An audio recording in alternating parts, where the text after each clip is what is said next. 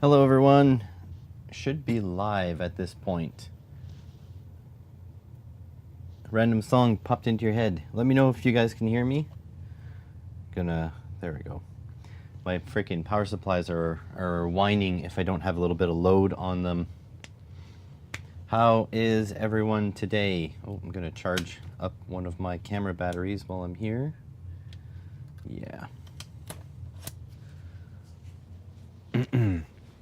Haven't been streaming in a little bit, been busy, but now everything's coming back to sanity, which is nice.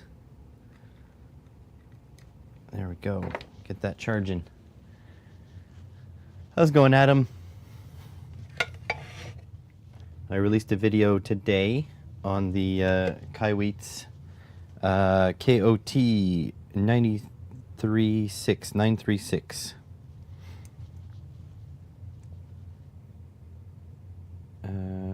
Excellent. All ears. Sweet. And Johnny is here, and Bigsy is here. Uh-oh. Bigsy, you should be in Vero's stream. I'm stream sniping her.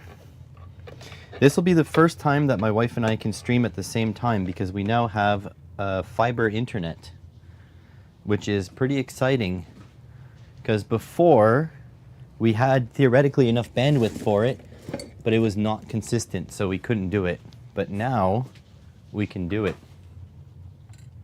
So we should be simultaneously up, and I'm not dropping any frames. I don't know if she is. But yeah, fiber internet. Game changer. I concentrate on two things. I don't have that ability. That's just you. All right, well, I got a lot of stuff to do. What is, oh yeah, this. Man, I've got a lot of stuff that I could play with. One of the big things is, oh, I don't even have it here. Huge 3D printing project and going to be a big video. So I'm going to be putting those lithium ion cells together, the ones that you guys saw last time. So that's a pretty big deal. Pretty excited about that. But I'm not quite ready for that yet because I need to record the whole thing. We could play with, what do we have here? This battery monitor, but I have to go get a really heavy battery and bring it over here. This thing is pretty cool. Junk Tech, paid a lot of freaking money for this thing. This is all part of like an evolution. The YouTube channel is moving forward at a breakneck speed. Got a whole bunch of cool stuff coming in. Oh, I can do a mailbag as well. I do need a bunch of parts from mailbag, so that is a possibility. We also can do a review video. Got these guys, which I don't really understand what the point is. We can mess with these guys first. They are supposed to check the health of plugs. Let's see here.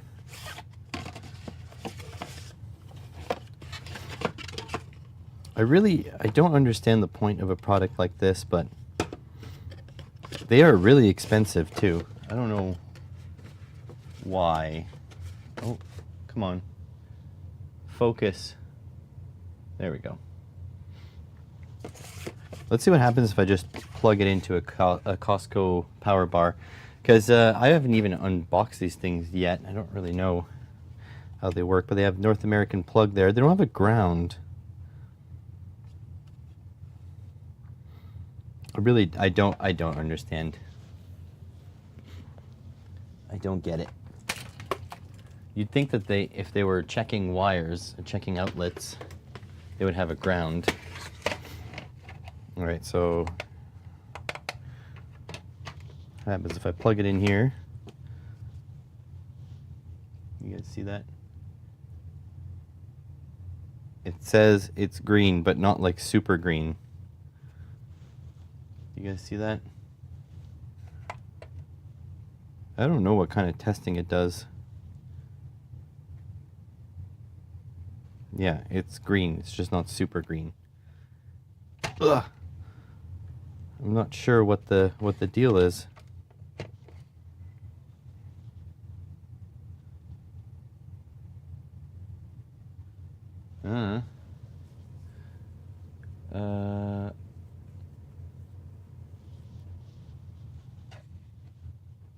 Yeah. So I don't know what this thing is actually testing. It's interesting. What if I plug it into my power bar here? Oh, it barely doesn't fit. Oh. I'll tell you what the result is. It is better green. So my Amazon Basics power bar is better than my Costco power bar. I don't know. I really don't know what this thing does. To be honest, I told them I would just do a first look and talk about their product, but oh no, it's in China. What the? Oh, it's to mark your outlets. You got some stickers. Okay, this is all in, here we go, English over here. Pay attention to power usage. One inspection every 3 months. And 8 bars light. Only brand new sockets and cables are capable of lighting all 8 bars. Interesting.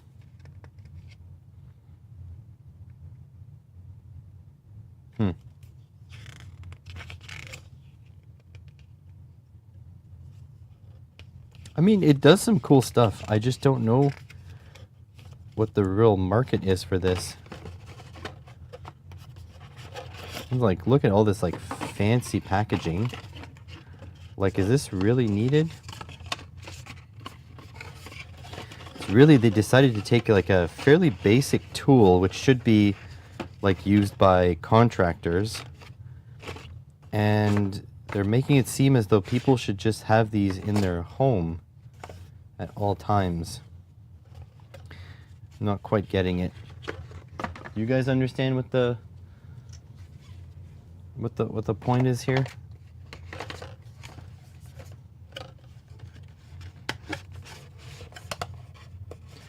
I do have some crappy outlets around the house, so that's going to be interesting to go check. Some really old ones. But I guess not today, because you need to be portable for that. All right. What do we do then? Let's see. Got a whole bunch of stuff. We could do some prototyping. I can do some 3D printing, because today is Sunday, so I can 3D print some stuff. I can also probably set up a camera on the 3D printer, so you guys can take a look, because I do have an extra camera now that I bought the Brio up here that you guys are looking through. What else did I want to do? That. Anyways, yeah, while I think about it, how is everyone today?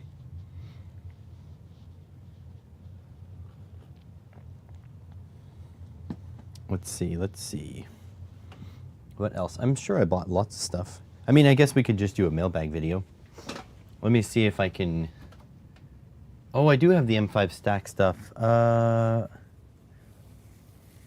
Good point. Okay, let's see which package was the M5 stack stuff. Mailbag unmadnessing.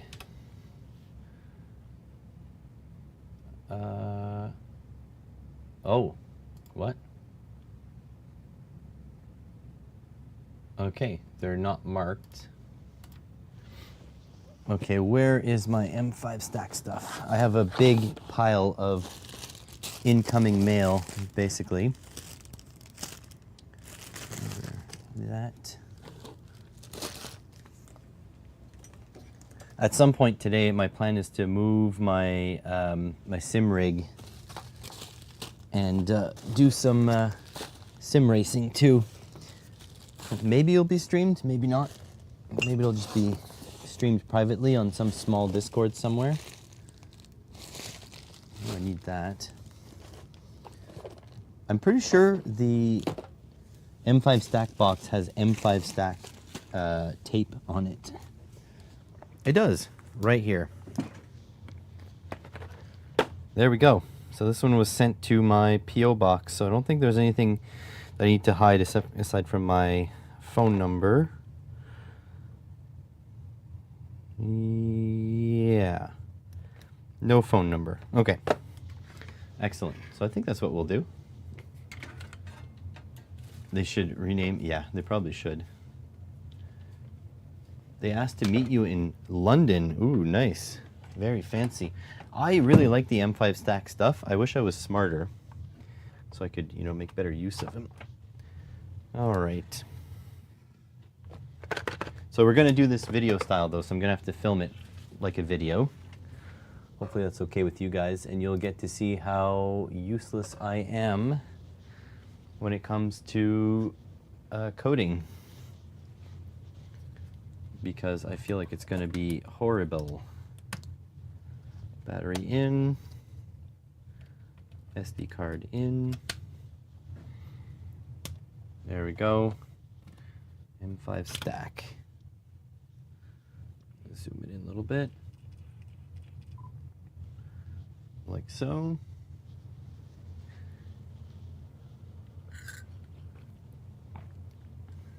Oh, 50 mil by 50 mil. I had no idea. Are there are examples, right? Hopefully.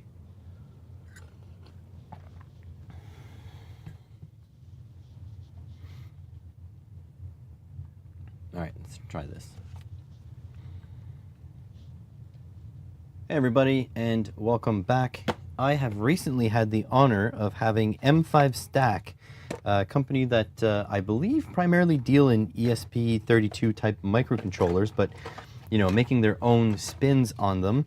And they asked me to take a look at, I think it was 2 different microcontrollers. It's been a little bit since they sent me this because it took a while to get here to my P.O. box. And then it took a while for the people at my P.O. box to let me know it was here, so that was pretty horrible. What do we have here? We have a card, M5 Stack, Bala Ideas Fast Tracked. I'm not... Oh, it's an RFID card. Oh, interesting. Okay. Oh my god, this is tiny. This is the M5 Stack Atom S3, which is an ESP32 S3 board, but I mean, is this coming across how absolutely tiny this thing is? And what else have they sent me? M5 Stamp C3U Mate. This is going to be really interesting stuff. And then just a whole bunch of packaging. So let me zoom you guys in a little bit closer because this stuff is absolutely tiny.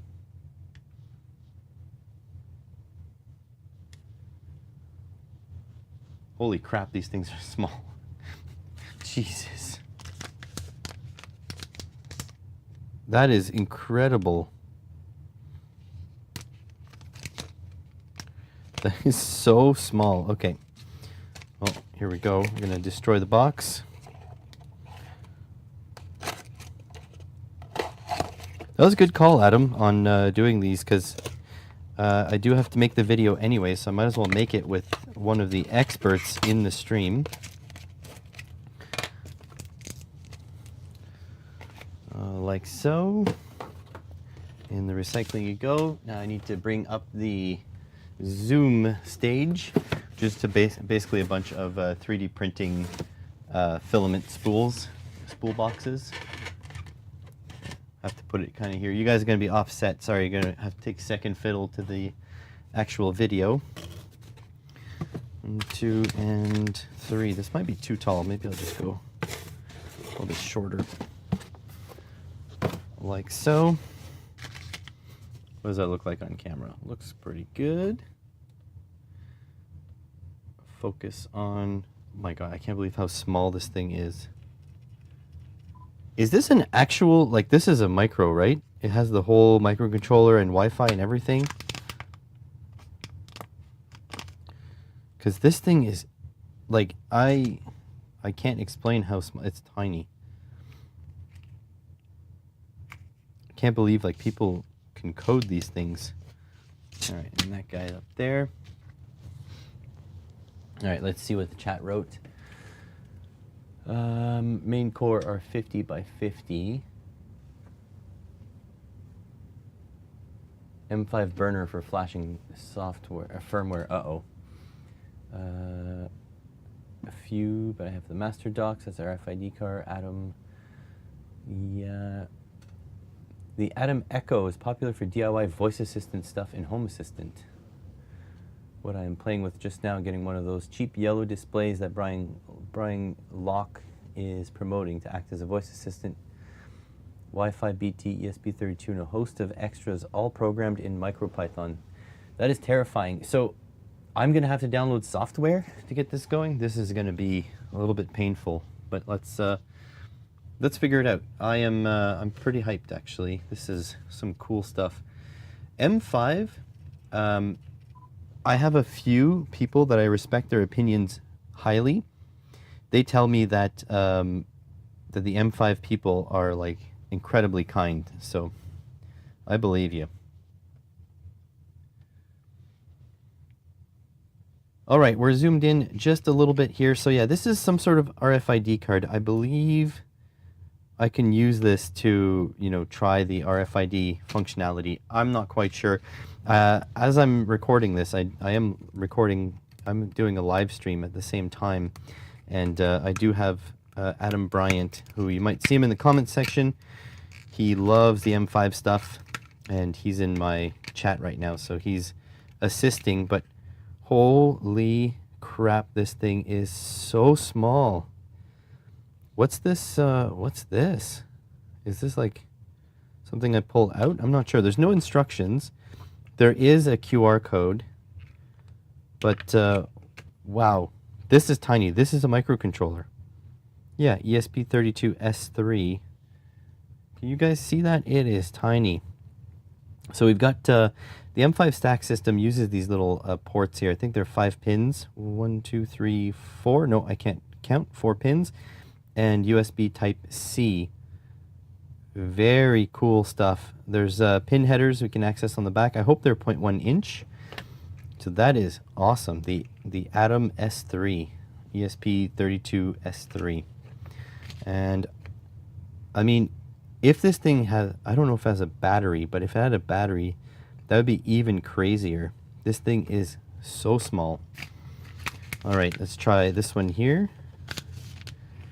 It says quick and easy IoT development, and the M5 Stack people have done a great service to send it to someone like me who is useless in coding, because I will let you know if it's actually easy. All right, what do we have here? We've got pin headers. Okay, these are female pin headers. We have male pin headers. We've got these M5 connectors. 2 of them. And then, ooh, what is this? It has an antenna. So M5 stamp C3U mate. I'm not sure what that is. C3U, it's an ESP32. ESP32 C3FH4. Very cool. Let's check this out. It's in a cut tape style packaging here.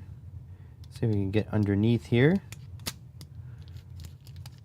It definitely has an antenna here, very similar to what Xeon uses on his ESP boards. Wow. So if this is a micro as well, yeah, it has USB Type-C. So if this is a micro as well, this is, look how small this thing is. So like between this and this, like these things are tiny. This is, these squares here are centimeters. And so as you can see, it is 2 centimeters across and about 1, 2, 3, 3.5 centimeters long. In Imperial, that's, you know, something. But that's pretty crazy. And there's a button here and a button here.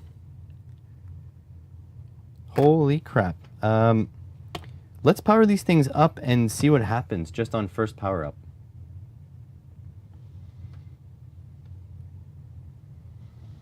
There we go. All right. Let's see. That's a Ziploc bag. Yeah, but the top was connected. Look, see? The top was heat shrunk, so I couldn't open it. So the Ziploc portion is there, but it's sealed on the top. There's no way in. You can actually see the see the heat seals. 1/17 Futurology. Yeah. It's not open. Look, you can see the heat sealing marks. It's not open. Unless it was like open only on like here? Like the back opens? I don't know. But it's this is one piece. Cannot open. Hey B-dubs. How's it going? It's been a little bit since I've been streaming, huh? All right. This should be a USB Type-C. All right. No, it's not. It's a micro. Dang nabbit. Oh, well, possibly. Well, instructions unclear. Ended up slitting it open. All right. Where's my USB cables? Ugh. I do like that they use Type-C, though. HEPA Type-C. All right. USB Type-C in there. So there. All right. And someone said, how's it going, Mark? All right, which one should I start? Start with the Atom. Which one is the Atom? This one, the one with the screen. Okay. Up an Atom. All right. Here it goes. I did tell them I was just going to do a first look because they do not want me doing tutorials on these things. Make sure focus is in. Oh, sorry guys. I whomped you. All right, here it goes. All right, got my USB Type-C, which is, by the way, not super common in the microcontroller world, so I'm glad they're adopting it. Let's just plug it into here and see what it does. Oh, some rainbows. Okay, happy Pride Month. Or that was last month, actually. Long press to start. Press to next. Okay. Oh, you can push on the screen. Oh, it's scanning Wi-Fi. Oh yeah, it's finding some stuff. It's long press. Long press to start.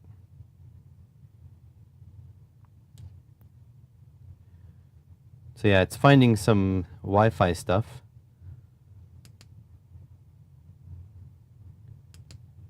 I'm not quite sure what to do after. Okay. So yeah, it's done some stuff, but we probably need to connect to it to do anything special. So let's take that off. Let's try the other one. Does it have an LED or anything? Nothing. Okay, so I guess we're going to have to connect to them to see what happens next.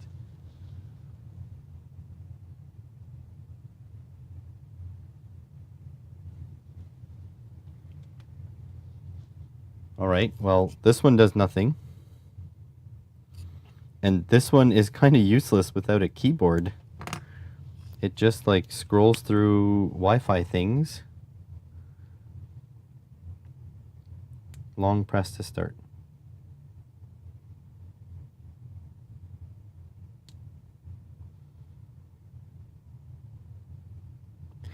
I'm not quite sure what I'm supposed to do. I'm going to go look on their website and see what's going on. This is quite a nice little screen, though.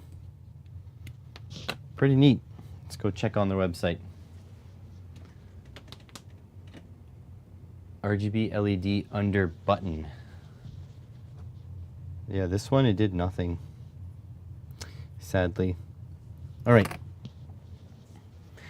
Let's go check. I'm going to open Brave. And is there anything you shouldn't see in my background? Nope. Bam. There we go. All right. M5 stack.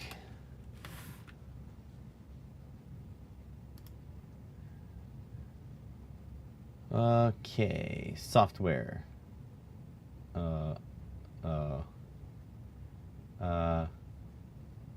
Store. Controllers. Okay, let's see if I can find the controller I have. Oh, this one? Nope. Pico Mate, not it. C3 Mate. I think it was this, the C3 Mate. That's one. And then it was an Atom S3. I think it was this one. Yeah. All right. So Atom S3. How do you email me? My email is in the About section, but you can just email me at simpleelectronicsyt@gmail.com. Oh geez. Wow, this is not good for legibility. Features. Yeah. Okay. Learn in documents. Documents.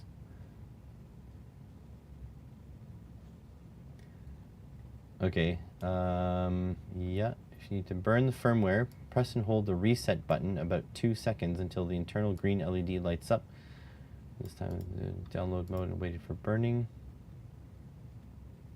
Okay. Includes, yeah.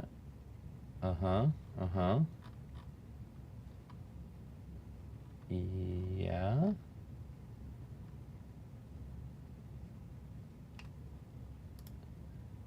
Easy Loader demo. Desktop. I'm confused.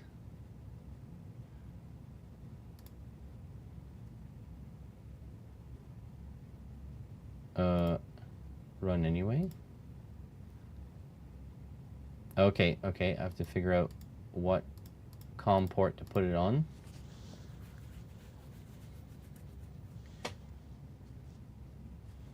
I'm actually confused. There's really not any instructions here, isn't there? Oh, there's an Arduino library.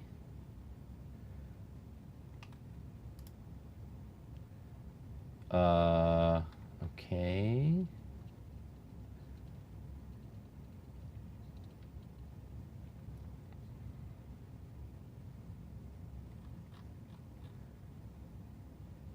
Huh? How do I link this to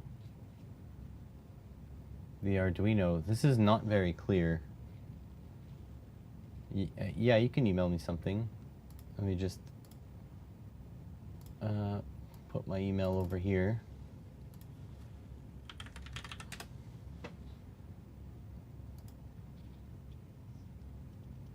Screen.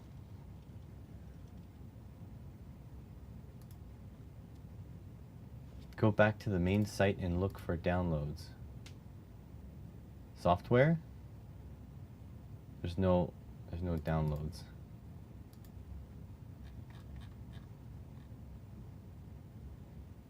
It should be, the thing is though, this is the page. So the downloads should be on this page. So I went learn in documents. This is not. So, okay, but software I only have two: DevTools and UiFlow Coding IDE. So none of this is what I would think. You know what I mean?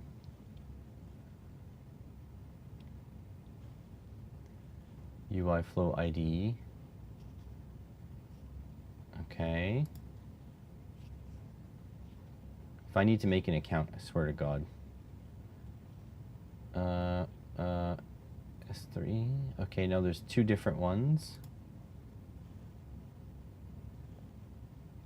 Confirm.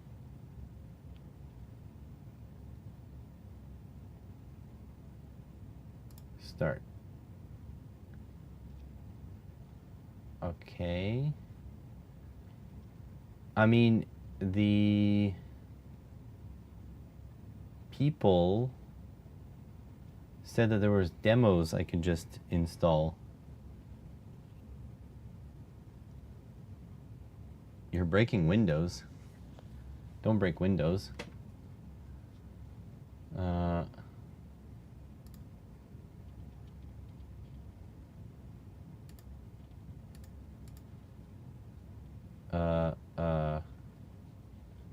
It open? Nope.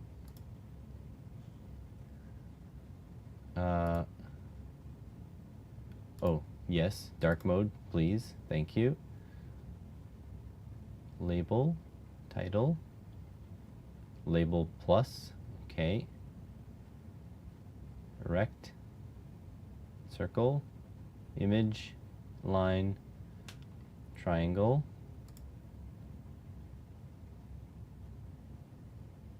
I have no idea what's going on here.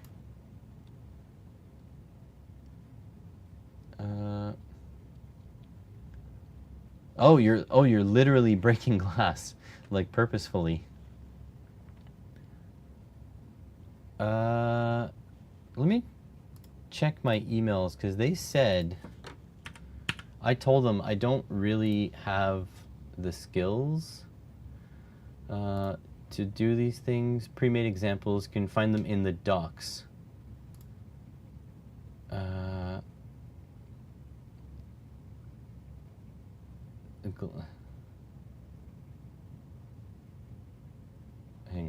Hang on a sec. Adam S3, copy link address. They said you can find them in the docs, but I'm not. Application specifications. So there's a demo, Easy Loader download. I have that. But what happens if I plug in the micro? Here, I'll plug it in. I'm not sure which COM port it's going to be plugged into. So there's the Easy Loader demo.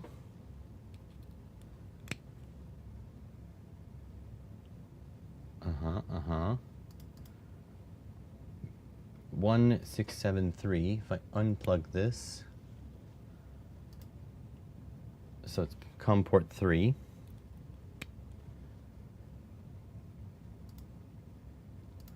COM 3, burn.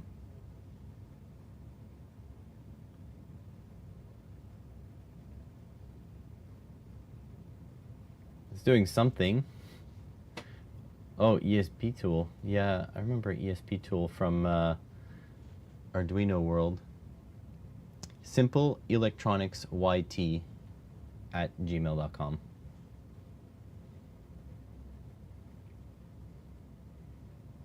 Okay. Oh, it just brought me back to the Wi-Fi scan. So what it just burned was what was on there before.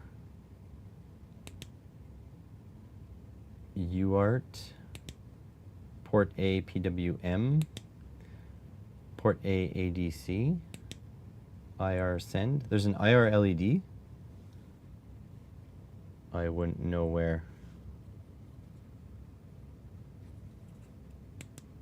IMU test, Wi-Fi scan.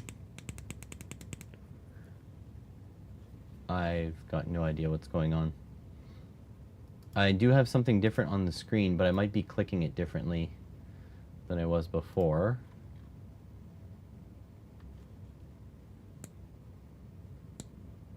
Not found.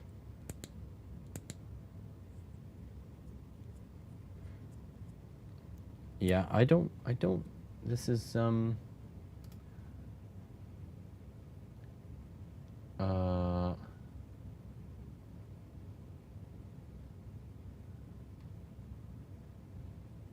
something is, huh? Simple Electronics with an S. Simple, for some reason, you sent me,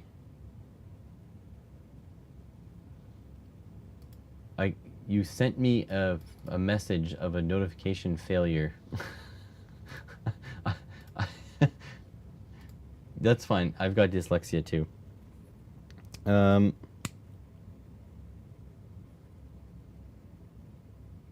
Okay, Wi-Fi scan, I2C scan, UART monitor, port A PWM, port A ADC, IR send, IMU test. Click and hold. Oh, that's pretty cool. Not very easy to demo. I'll show you guys in a moment. But then you can't leave. You can't get out. Oh, there you go. Wi-Fi scan, that's it. Should have had the attachment with it.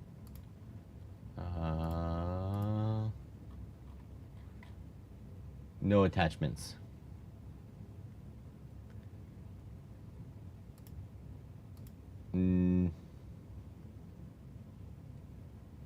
Nothing.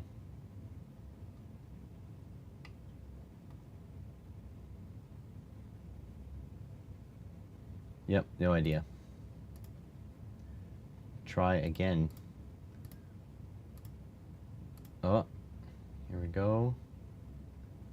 Ooh, it's PDF. A little sketched out. Opening a PDF. This is not the same, right? This is a different micro.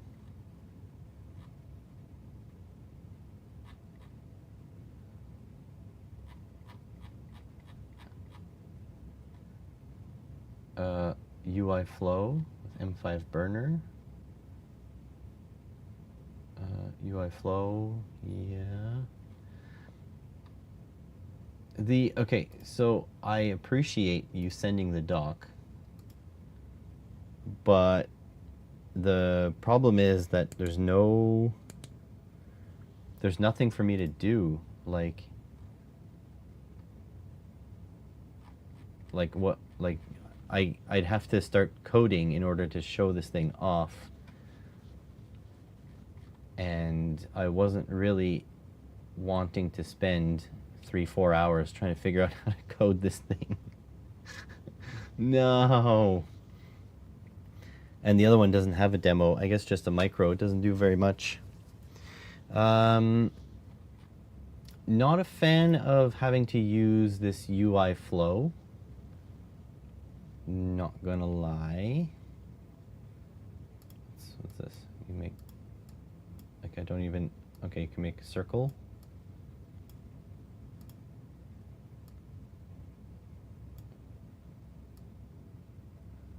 Interesting. And I can't delete it. Remove. I mean, this can be pretty cool, I guess. Put an image. Okay, okay.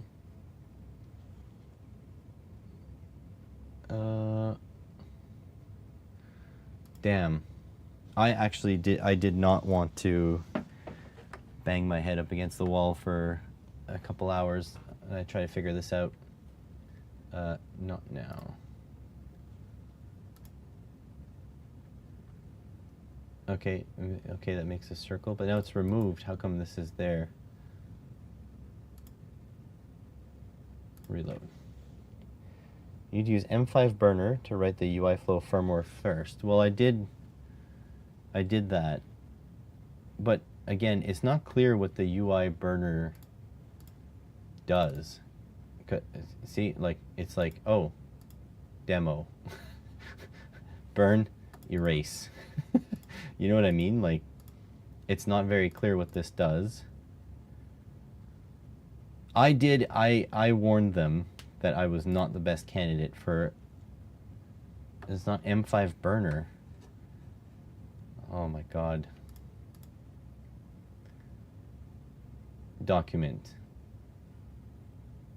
Wait. Maybe there's instructions on how to get it onto Arduino. Please, Arduino.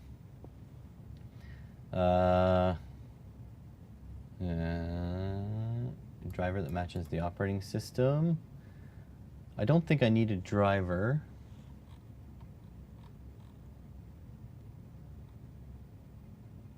Okay. This is what I need. Okay, so that's good. Grab this. Do I even have Arduino still installed? I have not coded in so long.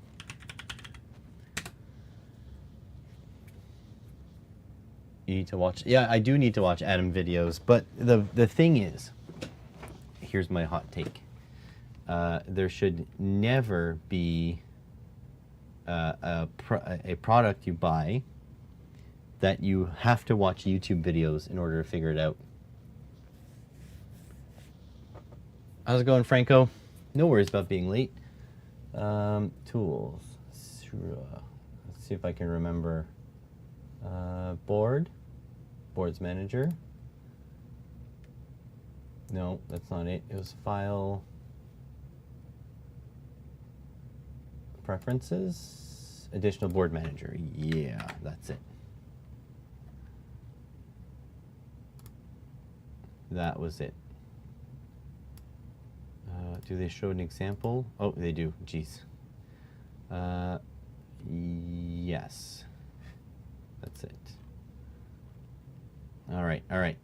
We're getting there. Tools.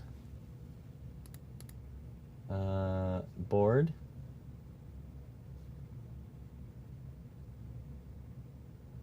Boards manager. And then M5 stack, install. There we go. I think we're getting it. I'm meeting with them and we'll bring up the difficulty. Just been so busy. Yeah, no worries, Adam. And in fact, like, I would offer my services as well, because I'm the perfect candidate. I am an idiot when it comes to this kind of stuff. I am not at all good at this. And so, I'll give you an example. I was confused trying to get started with the Adafruit boards. So I am the perfect candidate for this.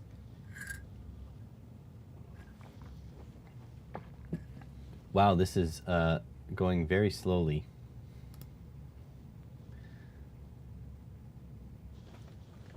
Yeah, at some point. It is, even telling people what I had issues with is a lot of work too. But it's not clear. There, on the product page, there should be a start here. And it's like, there should be buttons that are like, well, what platform are you going to want to use to code this? And then if it's an I don't know, you click I don't know, and it tells you, well, then we recommend you starting here. I think this is the one thing that Arduino got so correctly, is how to be inclusive.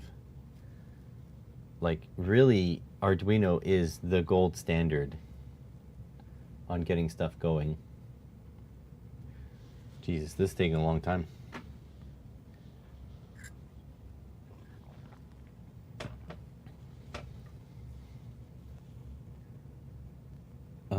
Also at RPi. No, I would say Raspberry Pi is already more complicated than Arduino.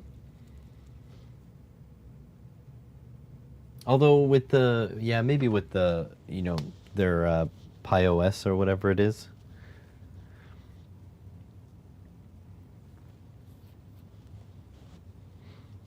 Geez, look at that thing go. I've got fiber connection, folks.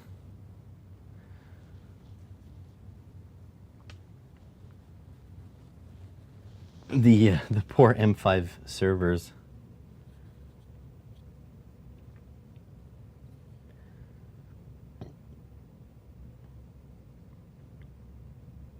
I like this. I like these products. I really do. I think you need a little bit. You don't have a site. Well, you can make a site. Websites are incredibly cheap these days. I have web hosting on mine, but you can, I mean, you can get a free site. It's often just as good. Well, I don't know if it's Arduino. This is downloading from the M5's repository.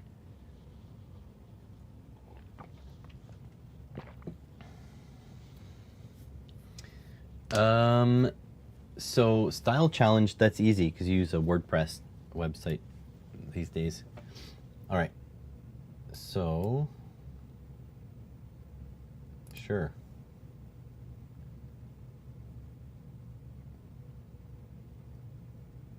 I don't know what that is. Okay, anyways. So, tools, board, M5 stack. It was, doesn't help that I don't remember. Atom S3, I think. All right, file, examples.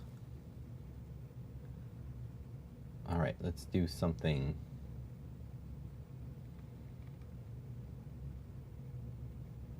I don't even know what this is. NetBIOS, then ESP NBNST. I don't know. Ticker. I don't know what that is.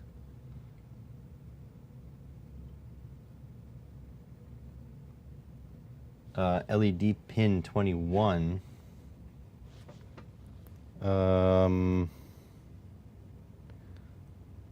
Is that built in? Let's see. Tools. Port should be COM3. Let's see if it'll work.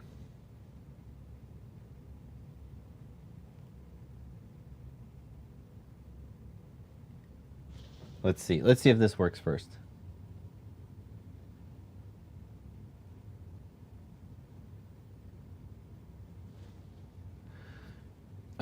I do have Discord, yep. I think it's just at Simple Electronics these days.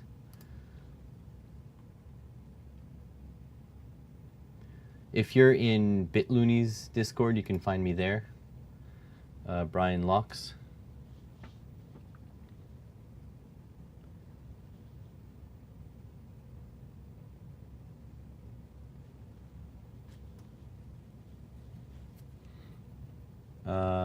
It's hard resetting. This may not work though.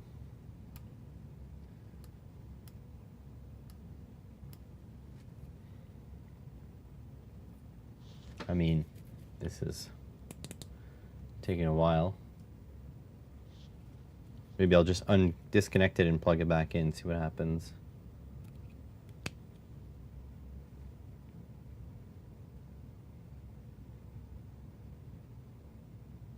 I think it's dead.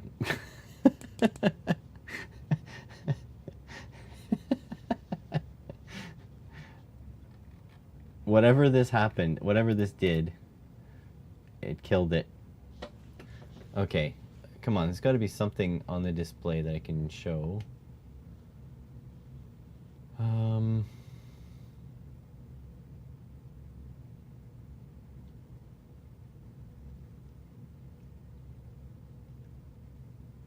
Update, no. SPI, SD preferences. Oh, there is nothing. BLE, yeah.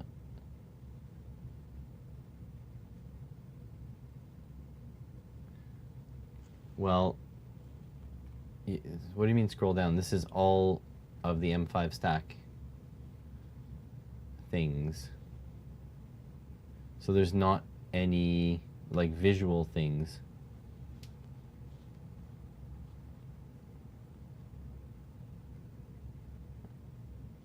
Nope, nope. Start counter? Here, let's see if start counter works.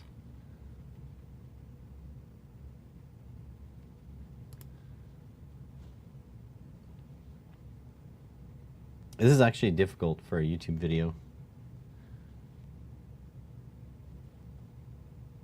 Well, there's more for other ones, but this is specifically for this one.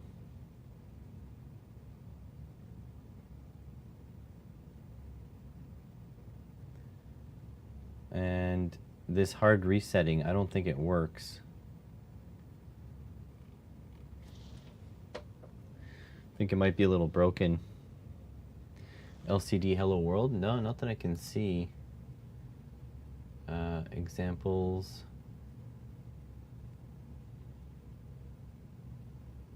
These are for the M5 stack. So Bluetooth, there's nothing here that says display, right? D would be display. Update USB, wire. I don't see anything. And right now the screen is just black. I'll disconnect it and reconnect it. It's not doing anything. It's like dead.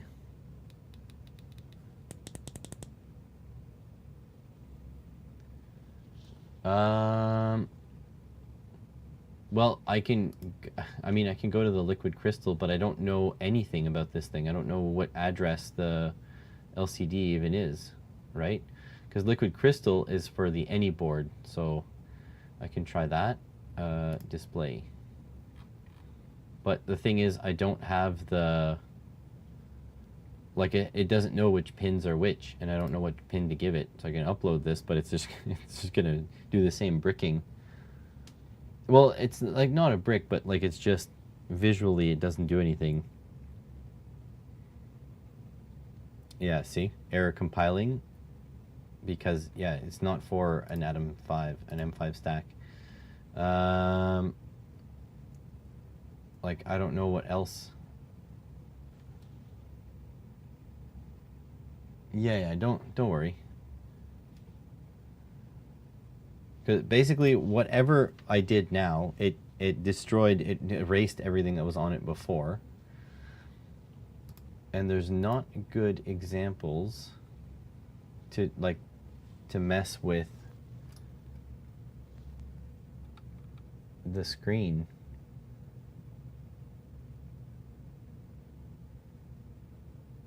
Like perf2 struct, start counter. Sure, let's try that. Start counter.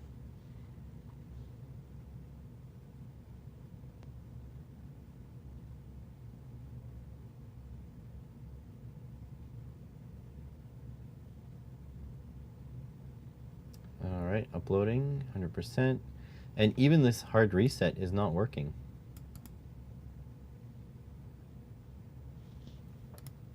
Like, I feel like I'm doing something wrong.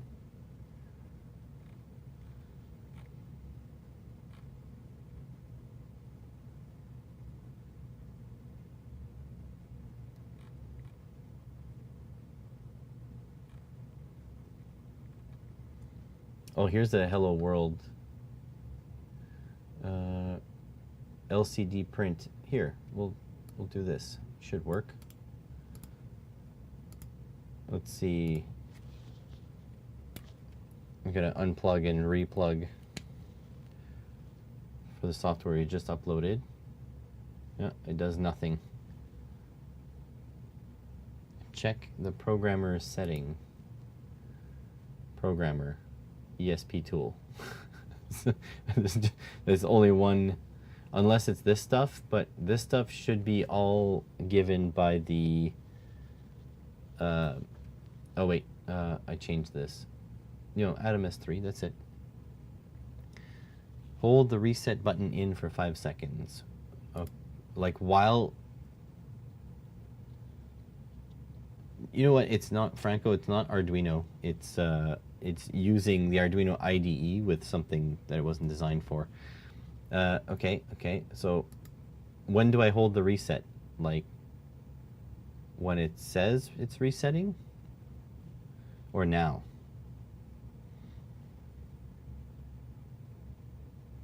So writing.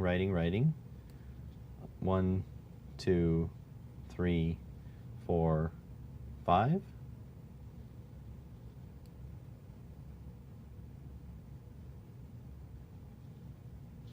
Okay. Let's see if that works. Free LED should flash behind the power button. Put Atom into boot mode. Okay, I'll do that before uploading then. 1, 2, 3, 4, 5.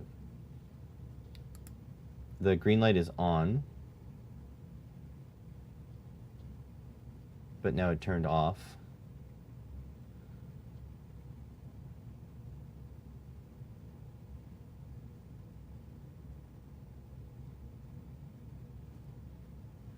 It's not.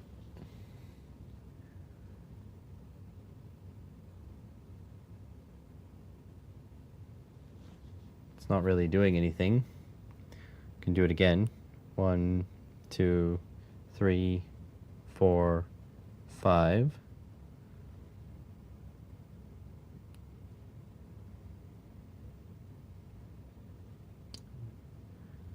Now open Arduino's serial terminal. Serial monitor.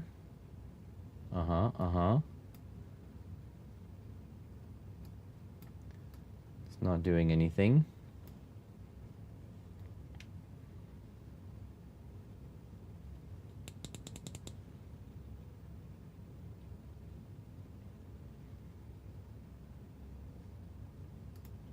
This is not great.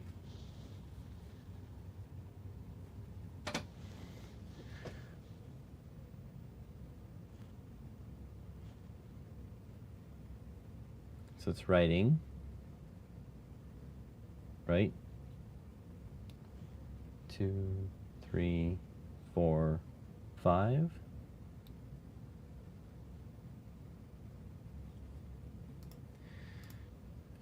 Yeah, this isn't.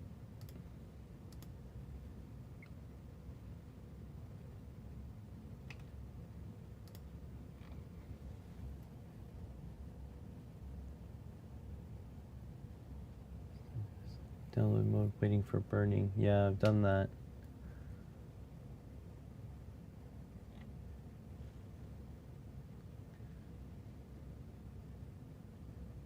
Just press once after reset. I'm not sure what you mean. And honestly, I don't know why you're hating on Arduino. This is not it's not Arduino. I mean, I'm using the IDE, but the ESP stuff, it's more like there's no in here. There should be there should just be a example, because like you go open, it opens on my computer.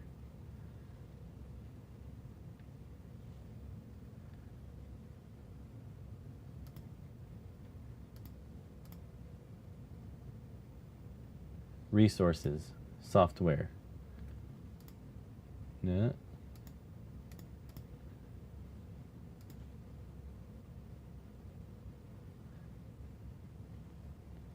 Well, I mean, it doesn't it doesn't tell me that. Select device. Oh, no new accounts. No, not making an account. Come on. Okay, yeah.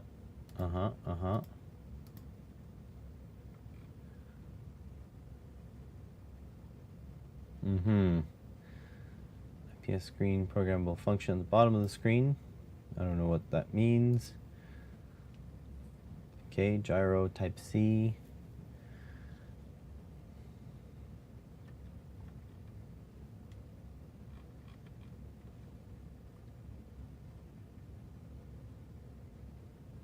I mean, I don't see how them getting my email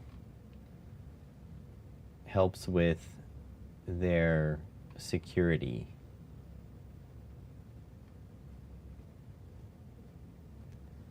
Where are the images from other M5 stacks? Atoms will not work on the S3.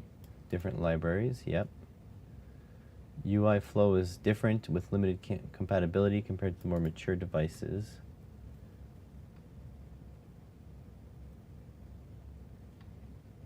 Mm-hmm.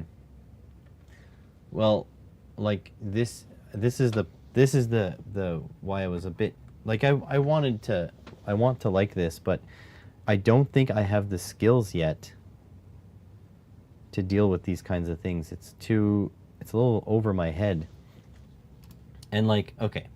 So like here, I'll give you an example. Where like okay, where's the documentation? I'll go to the documentation. Here's the documentation. So now where is the address for the LCD screen? Right? So let's try to figure that out. Okay, there's touch. Yeah. Okay, good. LCD. Okay, so I have to set all these things. CS, BL, serial clock, MOSI. All right, let's get this going. All right, so example, liquid crystal. Let's go hello world. All right, so initialize library associating any needed LCD interface pin with the Arduino pin number it's connected to. All right, so RS G33. G33. Enable. There's no enable here. Okay, D4. There's no D4. D5. I have no idea what this needs.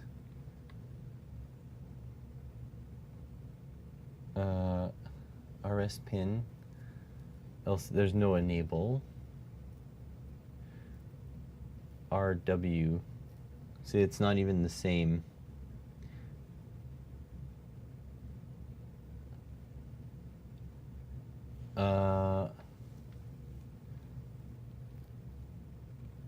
So that's a no. What? Let's see what other. I mean, I have I squared. Is it I squared C? No, it's SPI.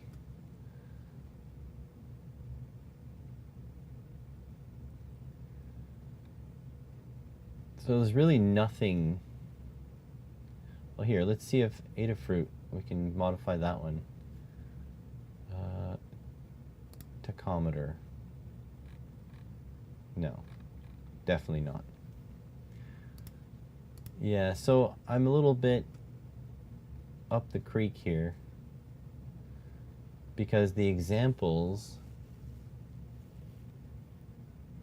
don't even really work.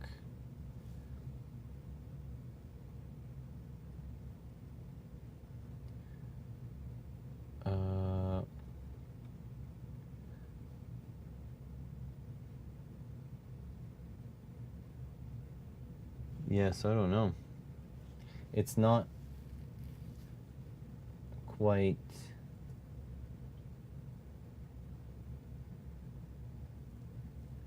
All right, let's see if I can find an SPI OLED library, because then we'll just put all these information on, and then it should work, right? Like, by all means.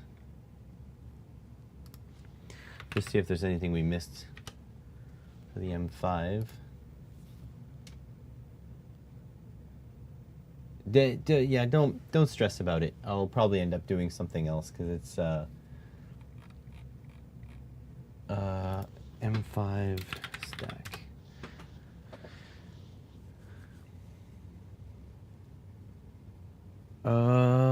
Do I not have this? I don't have this. Install all. Maybe this is what's going wrong.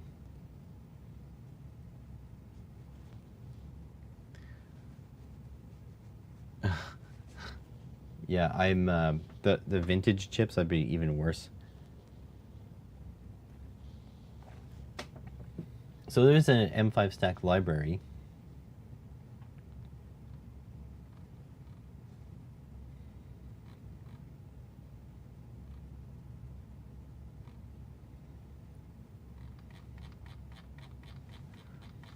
This is, I wish people who would email me asking for help with their projects would see me now, because this would be more easy to understand.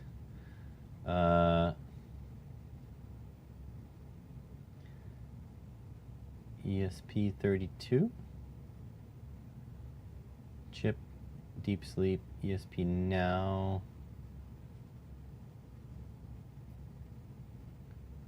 Serial time timer, touch. There's still no like display.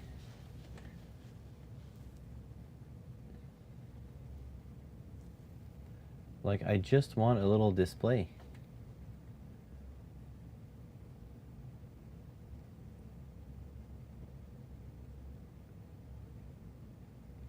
It's my Adafruit stuff.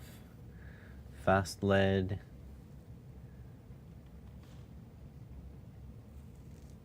There's a separate Atom S3 library. Yeah, this is where I have, see?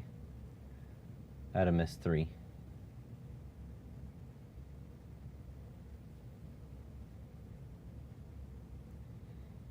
This is because that's a problem, right? Because the S3 is a very specific ESP. You need its own things. But still, you'd think they would include an example for the display, but they don't. Like, blinker. Sure. It won't, the thing is, it doesn't even upload. It has issues.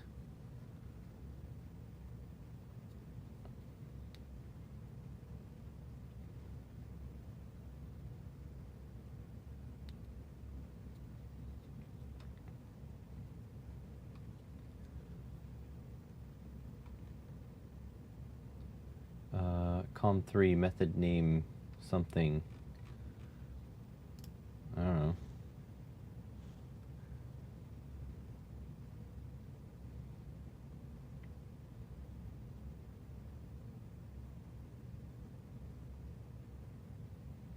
It says writing. I did do the press for 5 seconds thing. It says hard resetting. The thing is, it doesn't hard reset. So I'm gonna unplug it, plug it back in.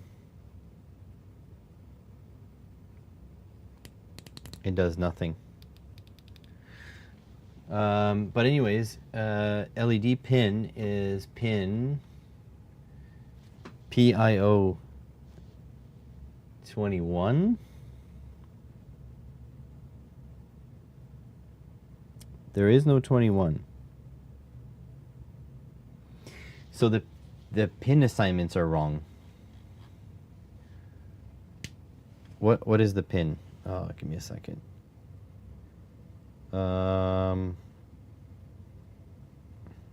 G4? No.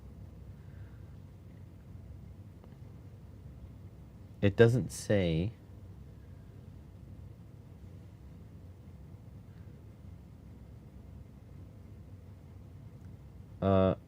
LCD reset, Mozzie. My God, this is so tiny. Wait, do I not have access to the LED?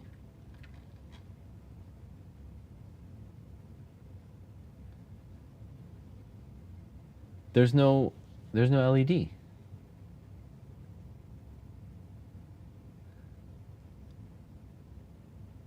There's not even an LED that I can access.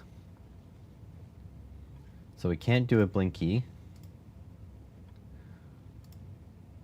All right. Let's cancel all this.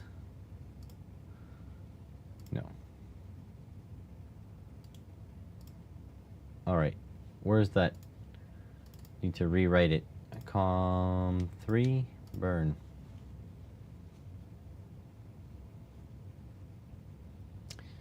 Yeah, this is not, this is what I was afraid of.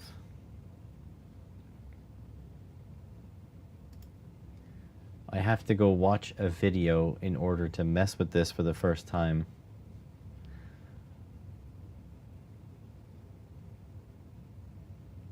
Okay, so I got it back to the way it was before.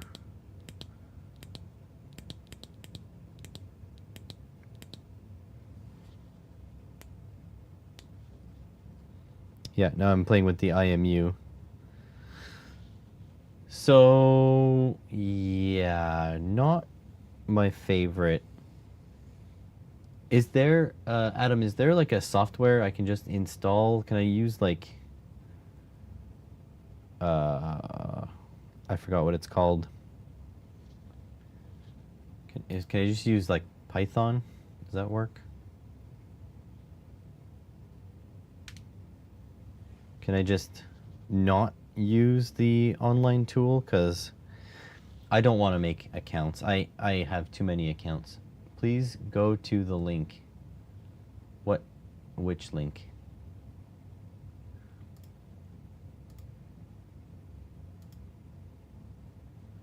Which one?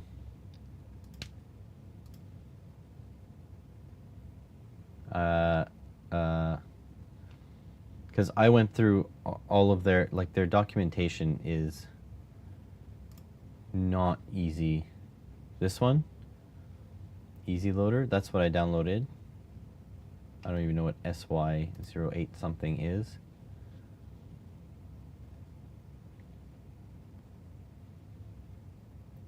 The step-down regulator. Don't know why you'd need that. SP32S3.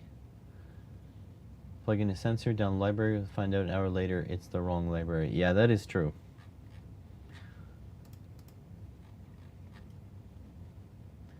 Not Easy Loader, M5 burner. Which link? You haven't linked anything. But like, I should be able to find M5 burner, right? Like in here, software. Maybe it's in DevTools.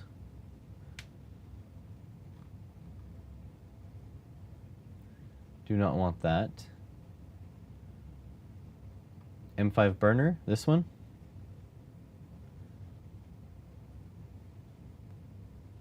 Yeah, your links are likely getting blocked.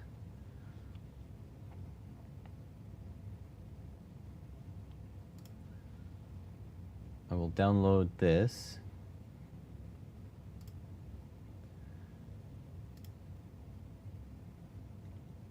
I have to say, it's a bit frustrating. How big is this file? 123 megs for an IDE?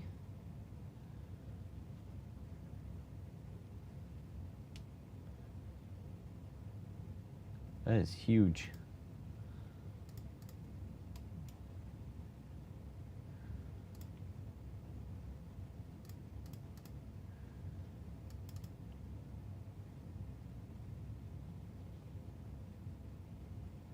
Okay.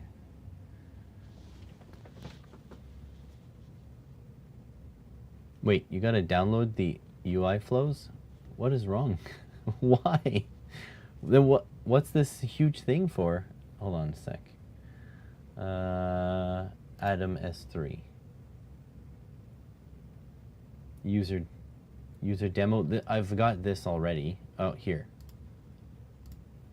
Snake game. Download.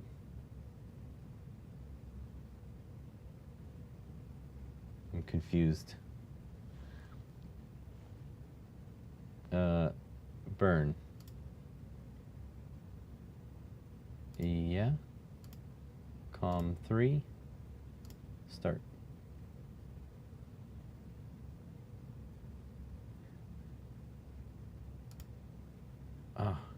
Here's a question. Why haven't they just put this on their frickin' product page?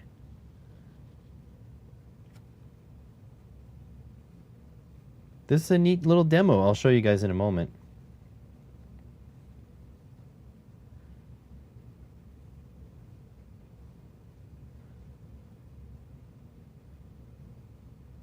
Oh, I'm difficult. Having a hard time.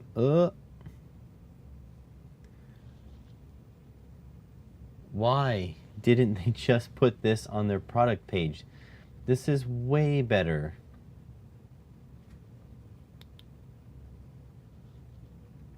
This actually is useful. And look at that, they have breakout. Okay. So here's one thing, Adam. There's no way that I should have had to get you on stream in order to do this. I'm gonna have to mention it in my video. This is so much easier.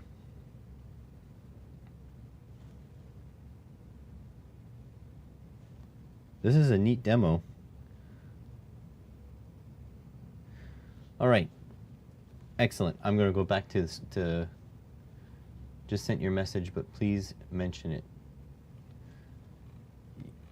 I mean, you have no idea my frustration level was like high, very high.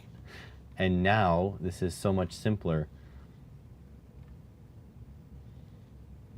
Well, okay, let's go back to the desktop then. Well,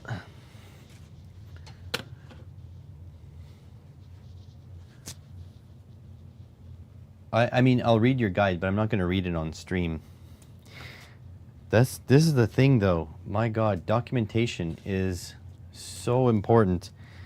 And the thing is, Arduino, since Arduino came along, we figured out that there shouldn't be an hour's worth of reading to do before you plug in your micro.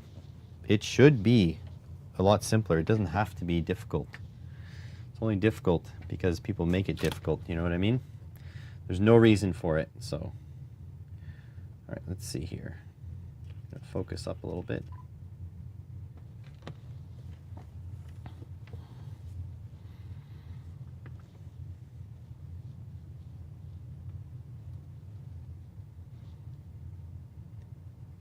All right, well, I will tell you, I've had a little bit of a frustrating experience trying to get this thing programmed.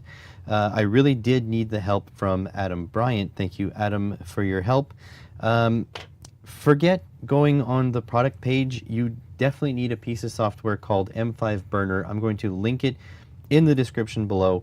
You can just go there and literally click Atom S3 and have one of the examples, hit burn, pick your COM port, and it gives you a nice little demo. So that's what I recommend. And this is the demo now. So this is a snake game, but in order to play, you have to tilt it in the direction of the pieces. It's a little bit hard for me to play while showing you, but this little micro is awesome. Look at that. I mean, this thing is so tiny and so powerful. And honestly, the people making the examples for this, they're really a help here, because I was incredibly frustrated trying to program this thing in Arduino IDE, because it's the IDE I know. It's not the best IDE, but it's the one I know. And it's not a good experience. There was not, game over, score 8. There was not any like examples that would use the LCD. Nothing would upload to it. I mean, it would upload and then the screen would just stay black. So it wasn't a great experience, but using the M5 burning tool was. And so I'm going to link it to the description below. If you guys want a tutorial, I'm also going to link to Adam Bryant's channel. But maybe if you guys are interested, I can do some tutorials as well. But yeah, this was not a good experience until I got that information. So let's see what we can do with this guy now, the C3U.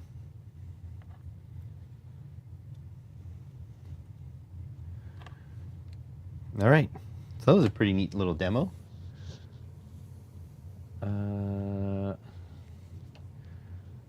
Okay. Japanese programmers, is that who made those? Is M5 like a Japanese company?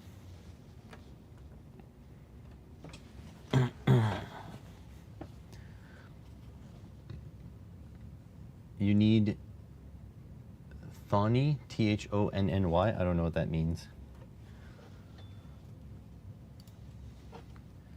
All right, so what is this again? This is this M5 stamp. The C3U.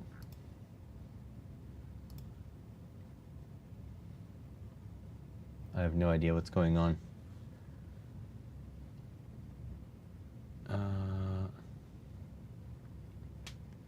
C3U, wow. M5 stack is Chinese, the Japanese community is way ahead of the rest. Gotcha. Holy crap, oh, there's a blinding light underneath the button. Oh, interesting. Oh, it does work. What is going on here? So this is C3U. Hang on a sec. M5 stamp C3U mate. So this is not good. This is, I assume, in Chinese. All? I don't, what? So M5 stamp C3U. Stamp, there's a regular stamp. For stamp Pico, that's not it. I don't have a stamp S3. What is going on? Don't tell me I'm going through the same process here. Stamp C3? What is the difference between C3 and C3U? Stamp C3U, this one.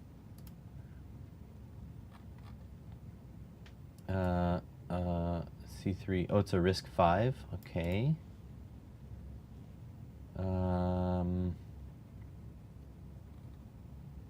Okay.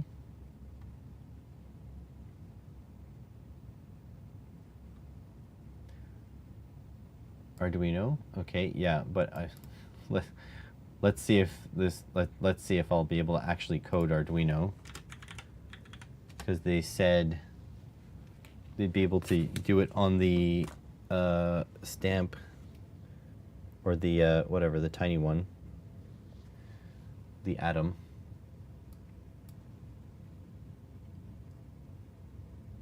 All right, enjoy your food. Let me know what you end up eating. I want a pizza badly, but that's not gonna happen because I'm a fat boy. Okay, so stamp C3.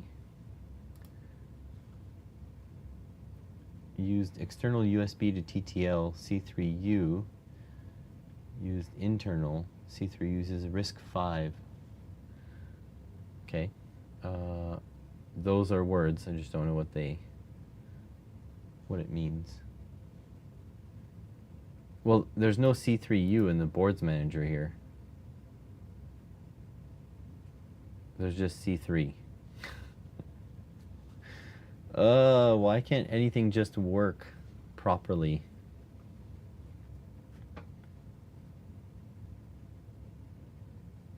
Why doesn't these things just work? I mean, there's nothing visual here. Again, there's not even an example for the LED. And there's nothing in this either, because this uses LED matrix. I don't have an LED matrix. And this is not even, this is stamp Pico. This is not a stamp Pico. It's not a stamp S3.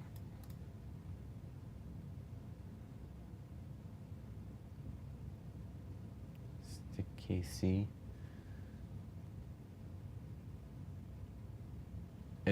I mean, this is not a good experience, I have to say.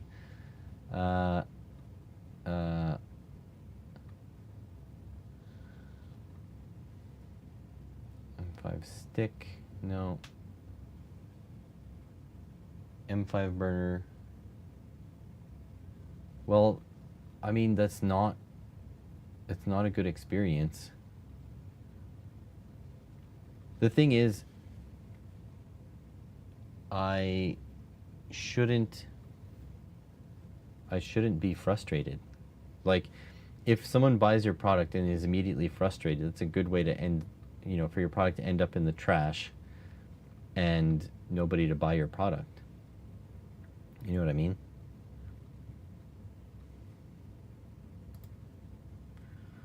Okay, so long press the center button under power failure condition. Computer after the port is successfully identified. So it says it does Arduino though. Development platform Arduino. And ESP32 IDF. But no UI flow.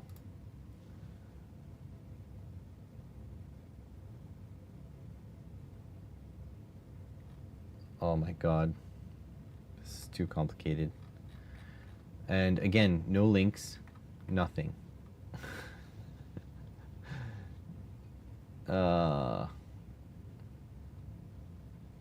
This is not a good experience.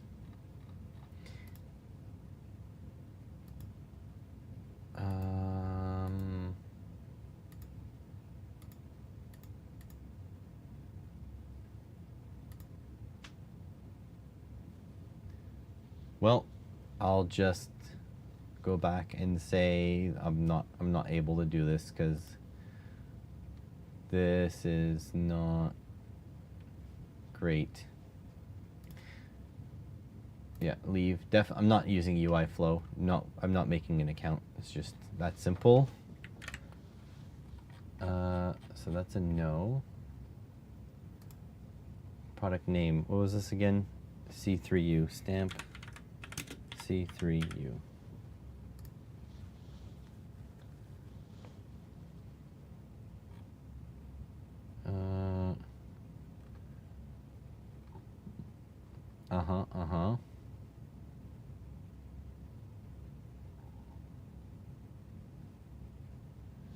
I mean, I don't understand any of these words.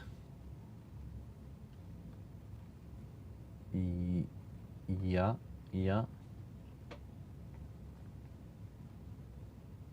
I mean, it's not. Yeah, pin map, thank you.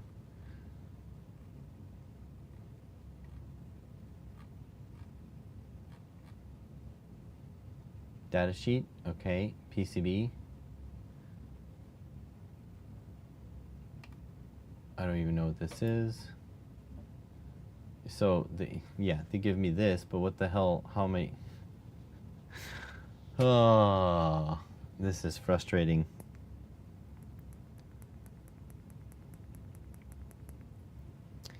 I do not feel like these are going to be part of my development anything. This is way too complicated. They provide everything except for what you need to get going.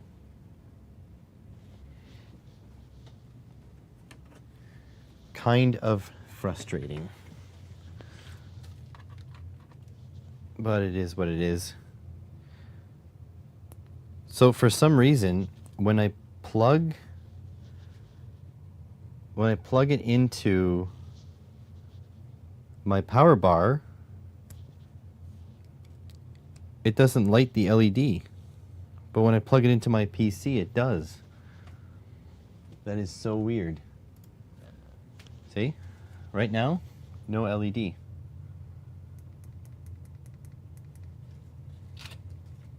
That's like the weirdest thing. All right, let's finish this. I'm over it.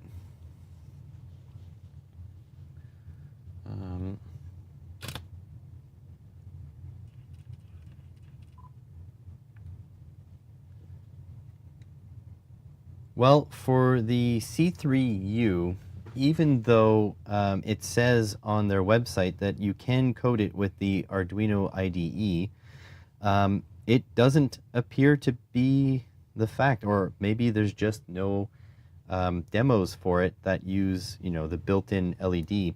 There is an RGB LED behind this button, but the weirdest thing is when I plug it into my PC, this LED functions. When I plug it into my 5-volt charger that I've been powering this other thing with, it does absolutely nothing.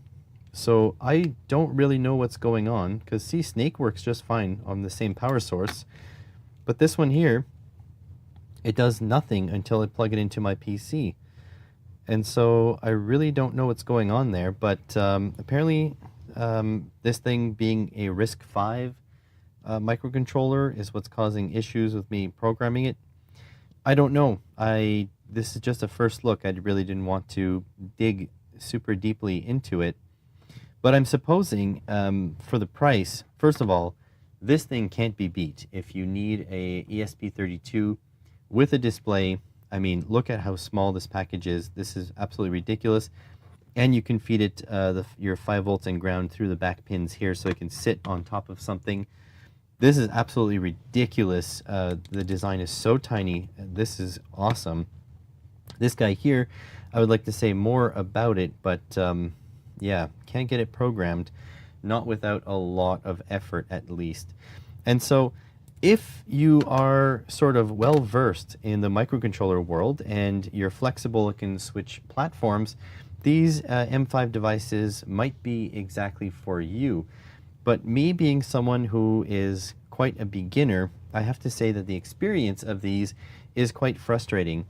I've spent, I think, well over an hour now, and that's with the help of my chat on my live stream, or else this would have been, you know, sort of frustratingly tossed into a corner somewhere. So I do think if you're experienced, these M5 boards are for you, but if you're a little bit newer to the microcontroller world, especially like ESPs and RISC-V, then maybe the experience isn't quite for you.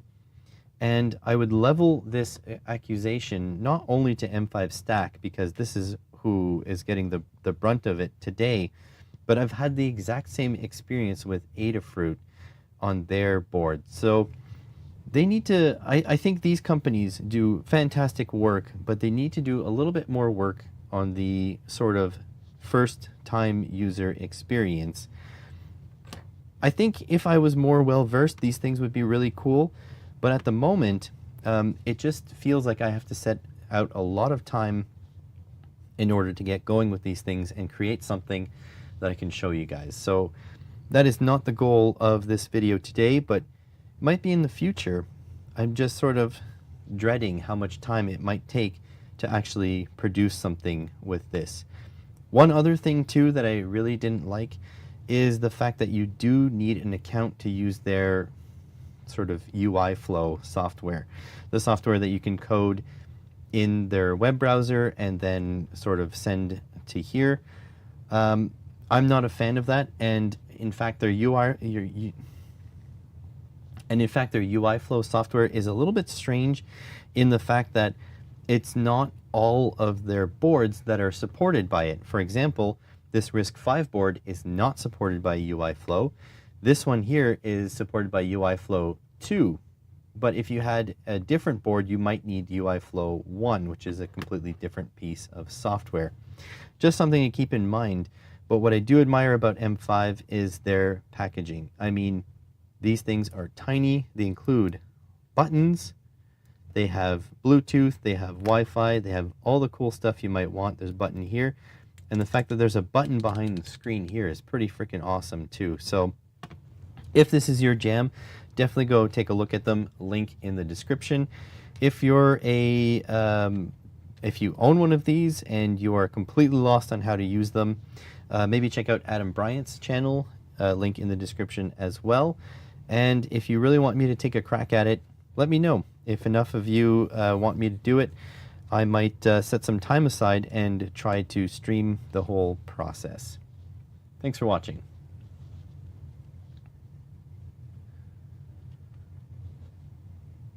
There we go. Sucks that I have to be so freaking negative about it. I hate it. Let's see. M5 burner uses the SP tool. Yeah, that. Yeah. Until I write the docs, all I do is swear. Yeah. Ham and cheese sandwiches. Yeah. I mean, it's just sad because, like, I would love to mess with this, but I can't. Like, I'd have to, first of all, I have to make an account. I don't want to make an account. I've got so many accounts already. And with like all the data breaches that happen like all the time, do I really want another, like first of all I have to remember another unique password and then it's gonna freaking get stolen by a data breach. It's a little depressing, the state of affairs. I just want a piece of software and just upload code. Like it shouldn't be difficult. You just send code to it, no? Apparently I'm just old. You know? I guess I shouldn't feel too bad because they sent me, this is only like $25 worth of stuff. But I hope they're not too upset at me for my review or my comments. I mean, but you do have personal data. You have your email and you have a password. So like, it's not like there's no personal data. There's an email and a password. Like, and even if it's a unique password, it's still a password that that people can use in a data breach to figure out your patterns or whatever. Like, I do not see the need for a password. You give it access to your COM port. Like, you know, WLED works on works over a web browser, and it doesn't need a username and password. You just go and it does it. Like, it's not, I don't think it's necessary. I think that's a bit of hooey.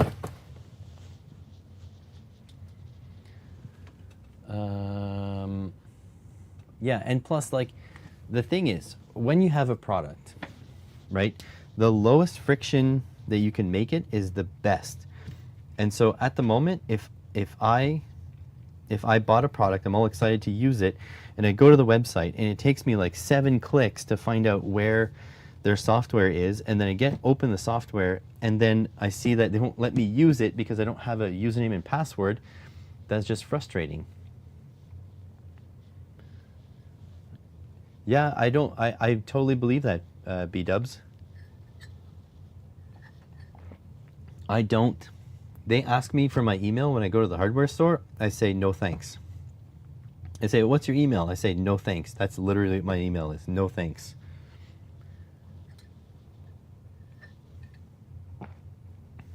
I appreciate it, Adam. I'm not trying to bash on them because I genuinely like their stuff. But the thing is, here, I'll show you an example. Watch this, watch this. So I've had, where is it? See, it's being buried now. I've had this thing. Oh God, it's so dirty. I've had this thing sitting on my desk forever. This is that like e-paper thing, M5 paper. And the reason why I haven't done anything with it, because it's scary. I don't know how to work it. You know what I mean? I don't know how to code it. Jesus Christ, this thing's slow. So since I don't know how to code it, I haven't used it. It's just been sitting there. And like, the demo is like this. Thanks. The life game. You know what I mean? Like, this product, this is awesome. It has a battery, it has a magnet, it has buttons, it has those 2 port connectors, actually has 3 port connectors. This thing is great. It's capacitive touch, it's e-paper, it's everything that I think would be a good microcontroller. But I don't know how to code it. I have no idea. Let's go look in Arduino. Let's see if Arduino has a example for it. I bet you it does. I bet you it doesn't have anything to display, like to show it off. Because I just downloaded the M5 library, and so let's see. Screen. There we go. All right. So tools, board, M5 paper. Okay. Good. Examples. All the same stuff. Nothing for display. Knit BIOS. Update. Ticker. Blinker. Nothing. It has literally nothing to show off the display. GPIO, nope, nope. Serial time, timer, touch, nothing.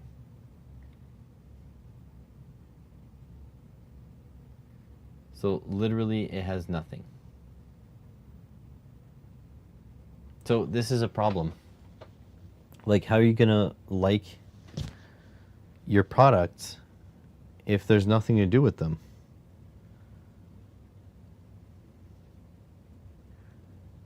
It's sad because it's a great, I think it's a great product. But it just cannot, it's not friendly to be able to play with it. I'm not a dev. So that's kind of a shame.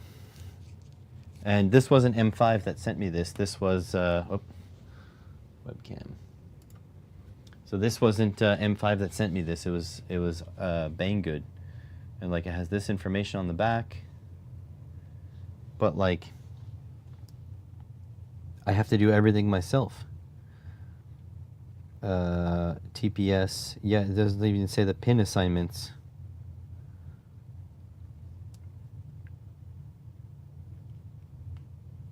I think the battery's getting swollen too. It's getting a little bumbus. But yeah, it's just it's a missed opportunity because again, who makes a micro like this? Who makes one? Nobody. Only M5. So I want to love M5, but it's hard. I think sadly they need to hire someone to make examples. And like the thing is, even if I wanted to do that, I couldn't. I'm not intelligent enough. I'm not a good enough coder in order to make these things. There we go, it's off now. So yeah, they would have to hire,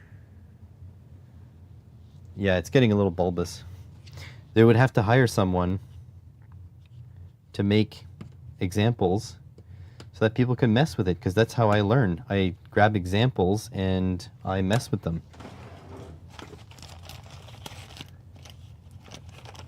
So yeah, it's just a little sad. It's not quite what I need in order to learn. Come on. There might be a screw. Hopefully not.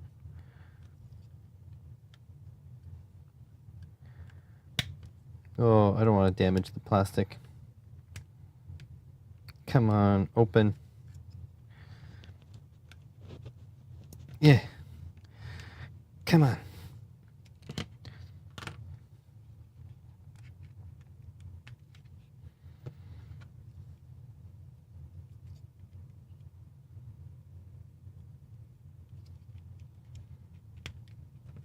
Get open.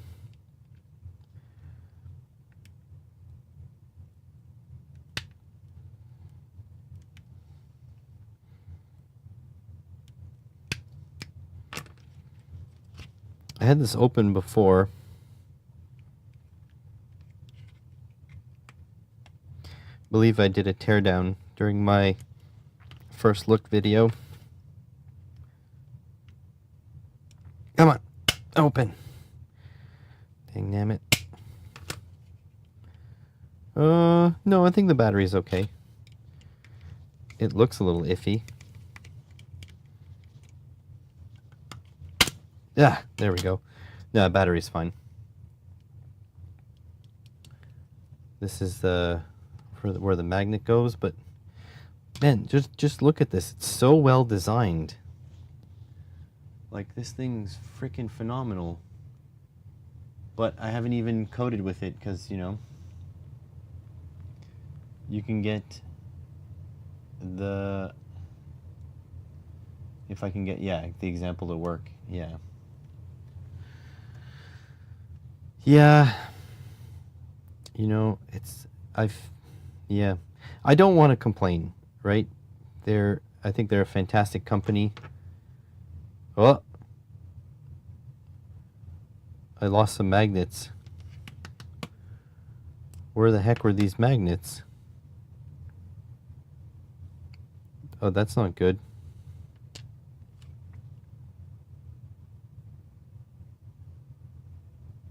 Uh-oh.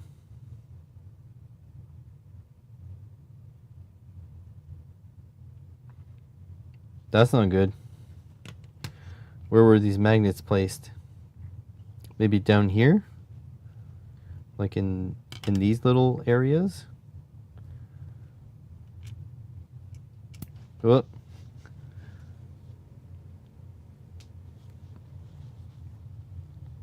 I actually don't know. I did take this apart before. Do they go in these little corners? Let's go look on their website. Whoopsies. Screen. All right. Store. M5 paper. Freaking expensive. All right, somewhere in here.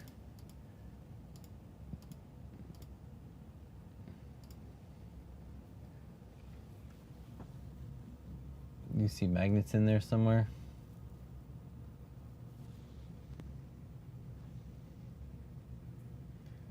Capacitive touch. Yeah.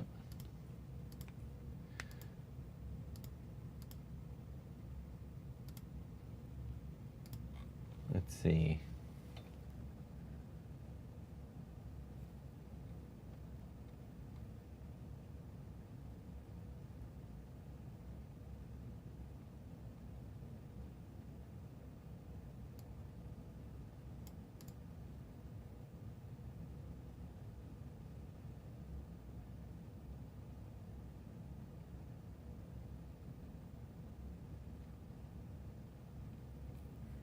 Well, I don't know. Along the top edge. Okay. Let's go. Whoop. Gonna switch the webcam. I don't see anywhere for him to go though.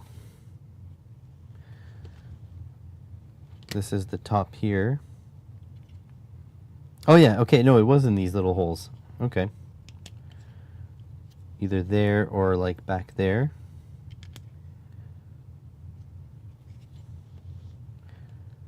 I don't know if it was there. Are they closer to the corners? Or are they more to the middle?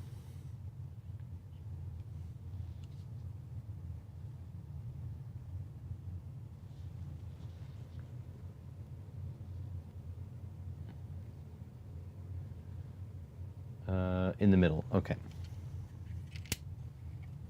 I don't know if they'll hold there very easily. Maybe they had adhesive. Yeah, it looks like they were glued in and the glue broke. Well, that's a shame.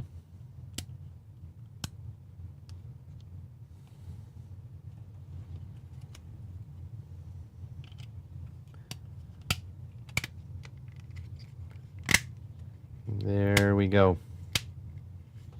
All put back together. So yeah, pretty cool thing, but I just don't know how to program it. And that could be because of my intelligence. I could be just not smart enough. Never claimed it was their fault. Let's see.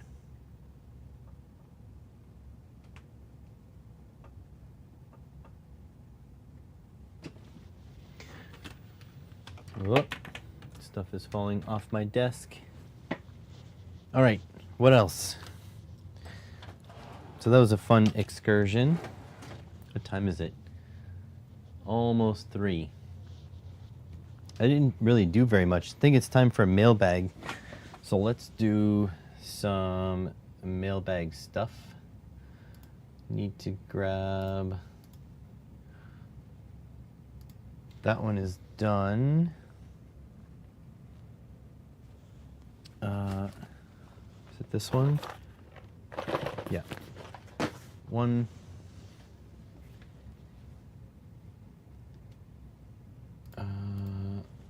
To that one. Did I put that back in the box? I think I did. Number 9, definitely need. Number 2. Yeah, number 2.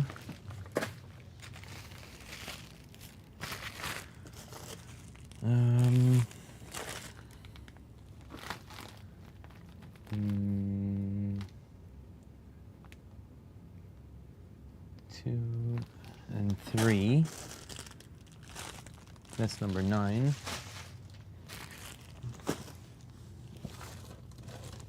It's number 1. That is not.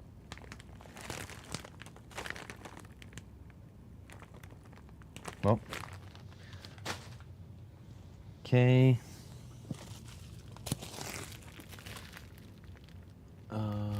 Number. Nope.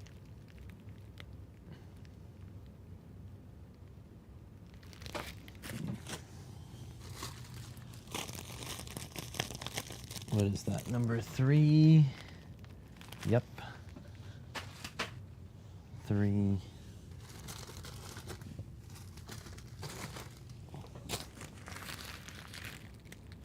Number 12. Number 4. Sure, I need that. Another good electronics one. Number 11, if I can find it. Number 11. That should be enough.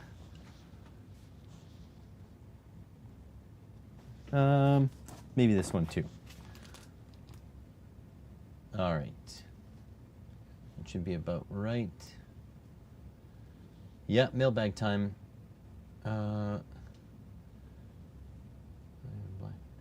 Code. A mailbag video edit.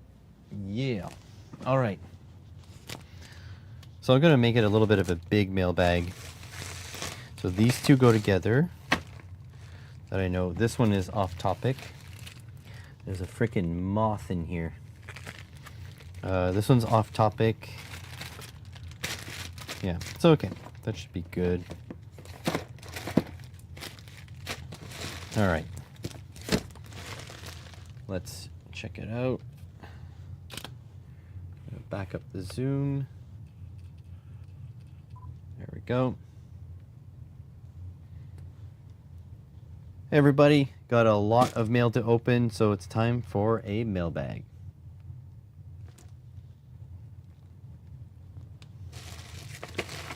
All right, start with this.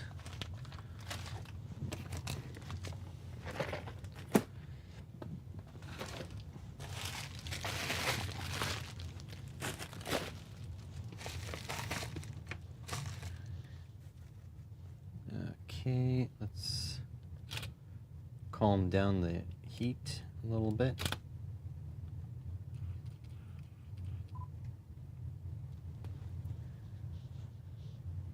So first ones up is these two here. They're very related. This one's already open. 2466. I believe that was accurate. So I needed this, and then so I opened it before the mailbag, and then realized it was the wrong one, so I had to go order another one. So that's kind of frustrating. So this here is a battery adapter. And so this hooks up onto a drill battery to adapt one battery to another type. So this goes for the Makita BL18. I have a fake Makita battery, so it'll plug into here, and this will work on a a Black & Decker tool. So I often find Black & Decker tools without batteries in the trash, and so I've got a couple of them, and I don't have batteries for them. So this was the plan, is to use my Makita battery with a Black & Decker tool. So 20 bucks is way better than maintaining a whole fleet of batteries and chargers. Problem is, the Black & Decker tool that I found, it turns out it was not the lithium version. So now I have another adapter going from the nickel version to the lithium version, which will stack on top here. Should be fun to see how many of these adapters I'll have to stack, but yeah, very useful for that. This one here at $4.38 is related to that, but not quite. And so I count these as one package. So these here are the terminal blocks that fit into a Makita power tool. You see, it's that exact terminal block. And so I can use my Makita battery to make my own adapters as well. Some of these are 3D printable, some of them are not. So this one's not very common, so I had to buy it on AliExpress, but for some that are 3D printable, I plan on using these. On to the next one.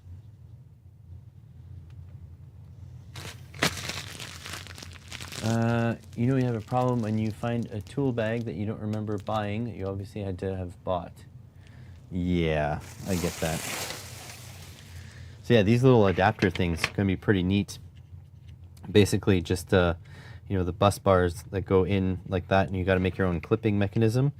But still, I think that's pretty neat. And then this guy here will accept the tool and then go directly onto the lithium version. So yeah, if I find some more in the trash, I'll have this. Eventually, I should have these adapters for the BL18 batteries to go in like everything. So yeah, Black & Decker was DeWalt. I'm not sure if it's still DeWalt. But yeah, I'm not a fan of gas tools. So anyways.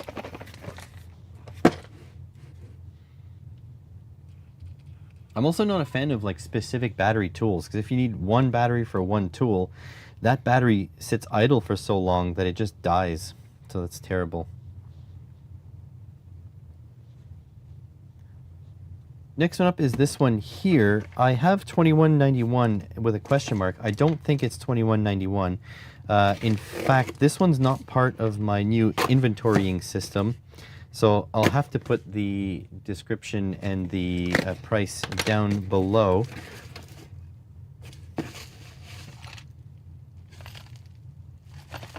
Oh God, these are supposed to be bulbs for my Volvo, but they're broken.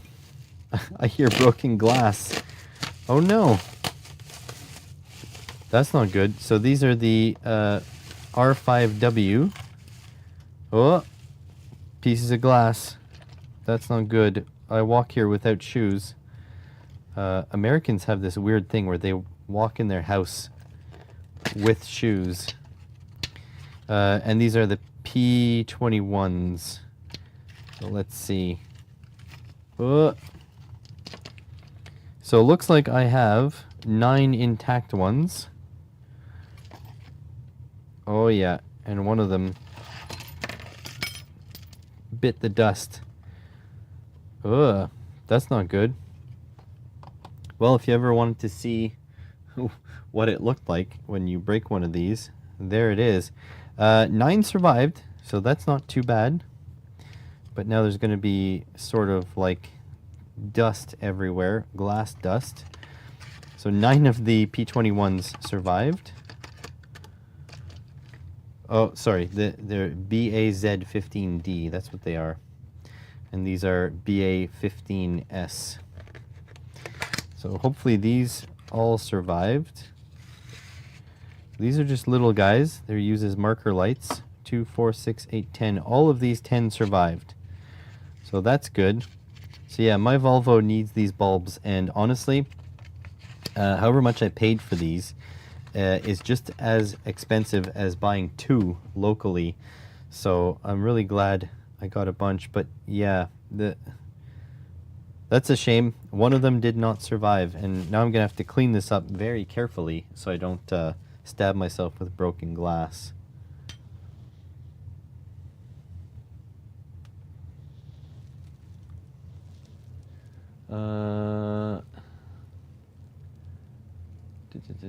Yanked out of my hand, smashed against the choke lever. Great.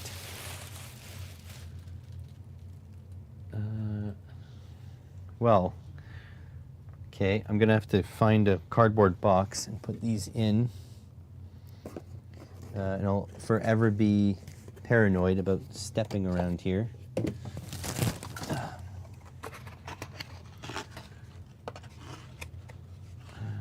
$2 to have limits on the cross-platform battery adapters. You don't over-discharge. Oh, yeah. I mean, I plan on managing my own batteries, so that's fine. I honestly wish there was a standard, but we don't get standards because it's quote-unquote anti-innovation, which is another fancy word for saying we want to remain anti-consumer.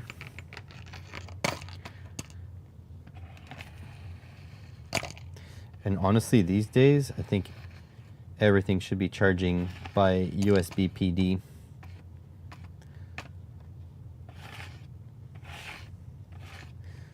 There we go.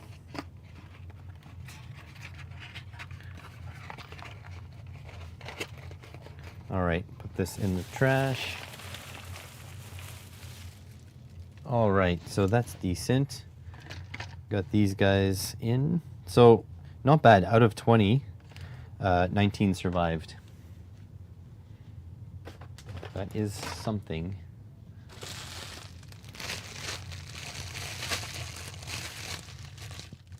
I gotta change my battery. Freaking crazy. The camera burns through batteries. It's gonna be time for a new camera soon, but that's like, it's gonna be a couple $1,000s, which is ridiculous.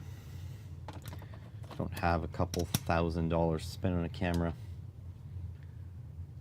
All right.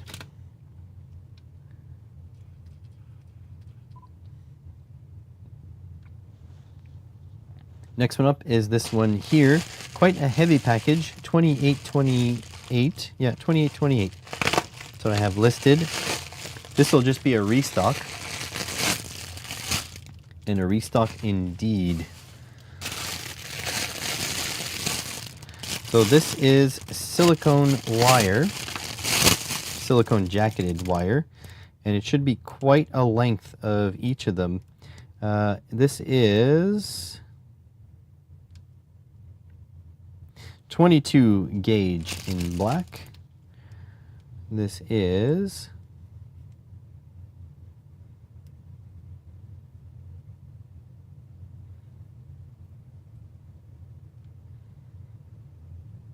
22 gauge in red. This is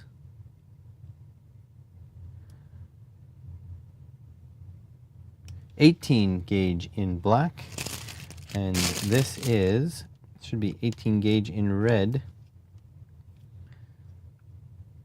18 gauge, yeah, so 18 gauge and 22 gauge long lengths, because I am going to have to build a couple of electronic or electrical harnesses, and so this wire is going to be necessary. And so I have a restock. I have this nice flexible multi-strand wire, as you can see there. Oh, these do not feel like copper. They feel like aluminum. Let me take a look here. The silvery color usually means tinned. They're just, you know, they have a tin coating on the outside. They do that to save in copper. It's cheaper than copper. But if you take a knife and you scrape it,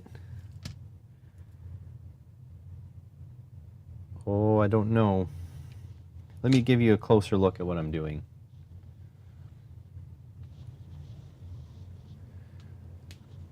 I think we might have been had, folks.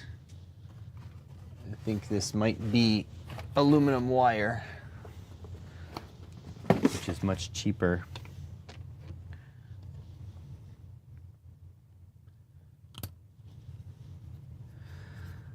We shall see, we shall see.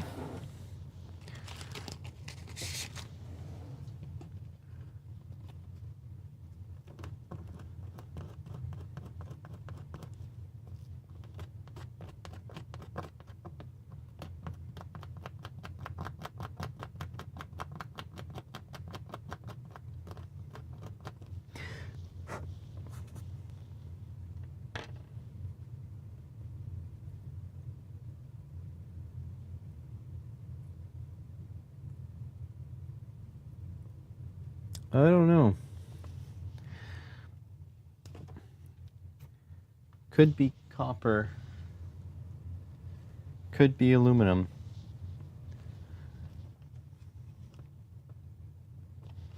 Here, I'll bring the folks back. Which way do I need to be? Zoom in like this. Let's fix the exposure.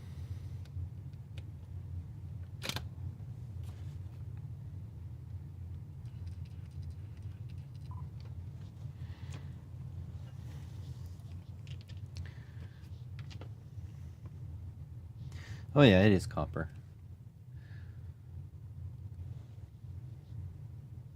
So if you can see there, you'll see up here it's quite sort of silvery, and down here you get a little bit of orangey.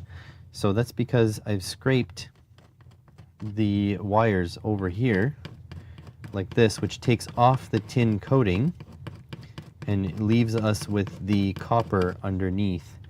And so, yeah, just if I hold this in the correct angle, you see that it's actually copper, which is great. So aluminum is a much cheaper conductor, but it does not have as much conductivity as copper, and that's why you want copper instead of aluminum. But now that I think about it, these wires are quite heavy, so that probably is a good indicator of the fact that it's copper as well. I've heard you can just light these strands with a lighter, and if they just kind of disintegrate, they are indeed aluminum. However, my lighter, the flint has exploded on me. So that's what happens when you only have a lighter for electronics purposes and it stays in your drawer for 10 years. Oh well. On to the next one.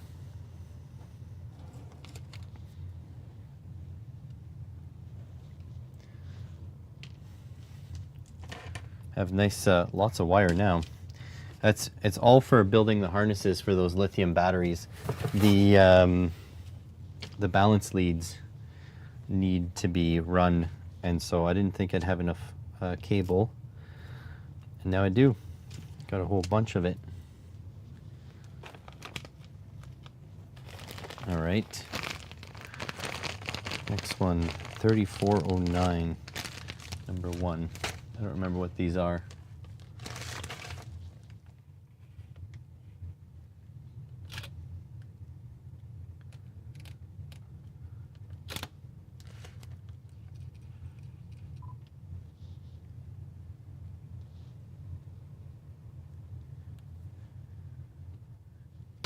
Next one up is this one here, which is 3409.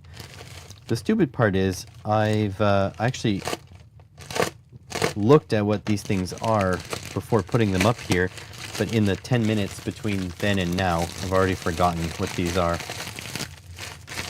Yeah. Oh, yeah, okay, now I remember.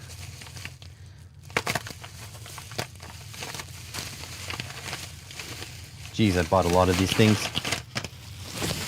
These are panel meters, but not just any panel meter.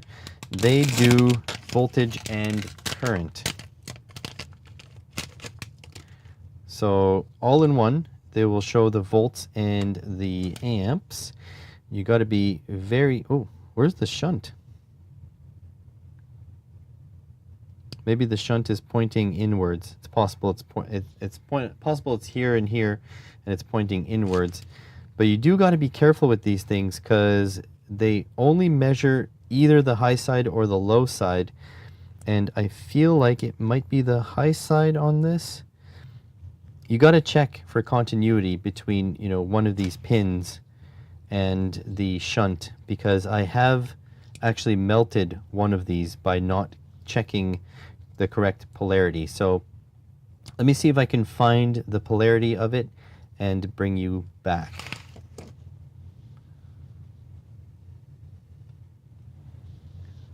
All right, let's see. Flame test, yeah. Except my lighter doesn't work, sadly. Screen. All right, so let's go get the panel meters. My orders. Been ordering some cool stuff lately. I can't wait for that to come in to show you guys. Panel meters. These guys here.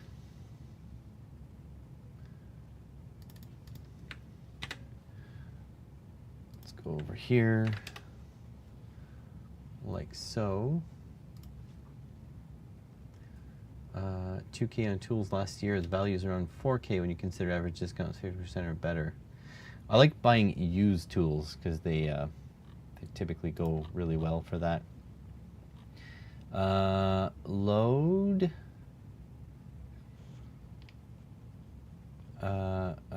Thin, thick black line.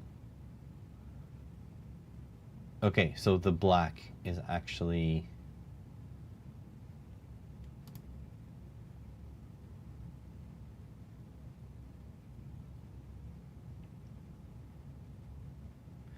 thin red, positive.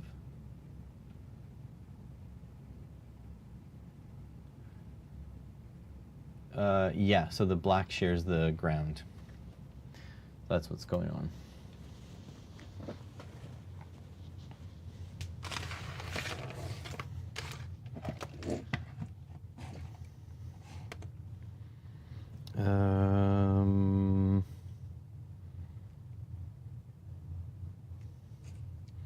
Let's see if we can set up a little circuit here. So red and black, should be able to plug that directly in.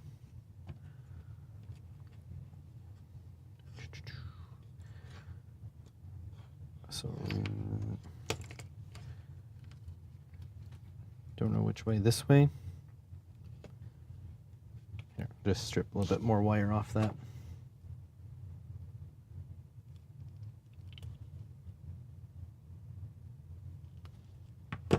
Red and black.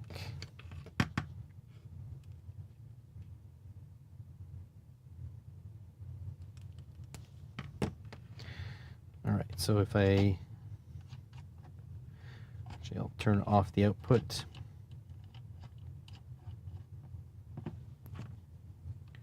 Okay, turn that on. It's not lighting.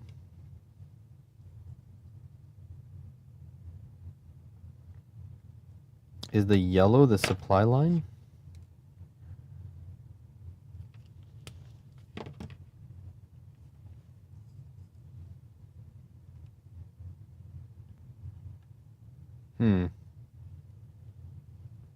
What is going on?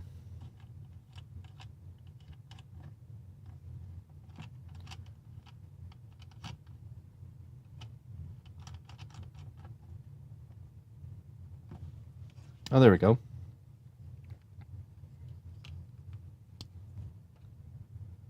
Why does it say 110.1? What is going on here? Should be 12 volts.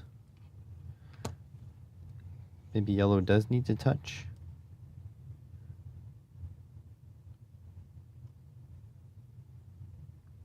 So it's showing a ton of current. Please don't short. No.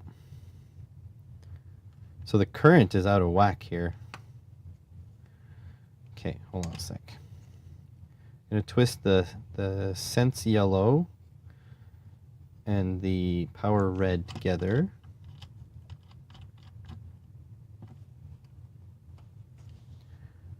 Okay, so 11.95 volts, but now the current is like way off. What is going on? And if I hit the black on the black, that should be okay. It's not changing the reading.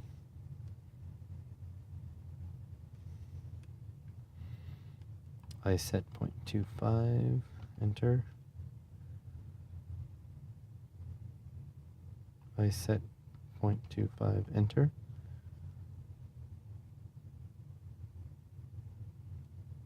Oh, scared me, freaking shorted. Okay, there we go. Now we're at 0. Jeez. All right, how do I hold this now? Oh. Something's freaking out. I set 1, enter. Something is popping off here.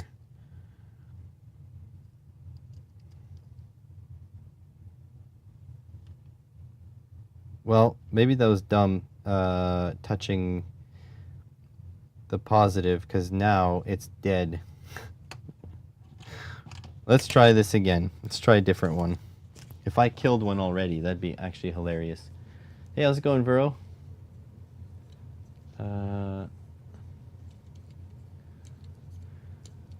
Oh.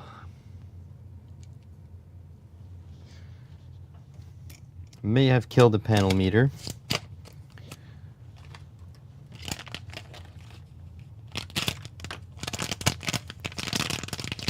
Something is wrong here. All right, let's strip these.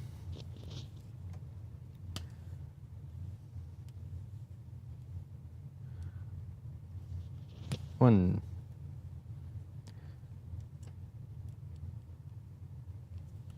Two.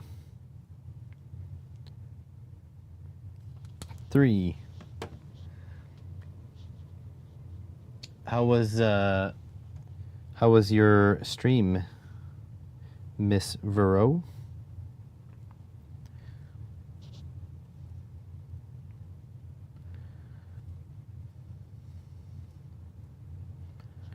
Okay, so this should work. Squeeze this into here, this into here.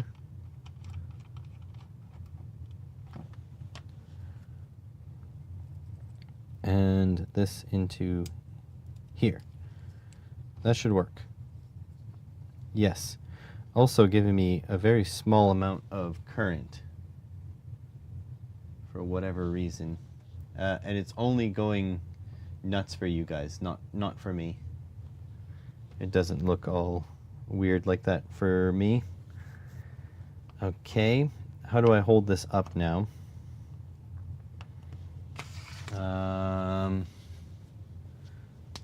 I do have helping hands somewhere. Where are they, though?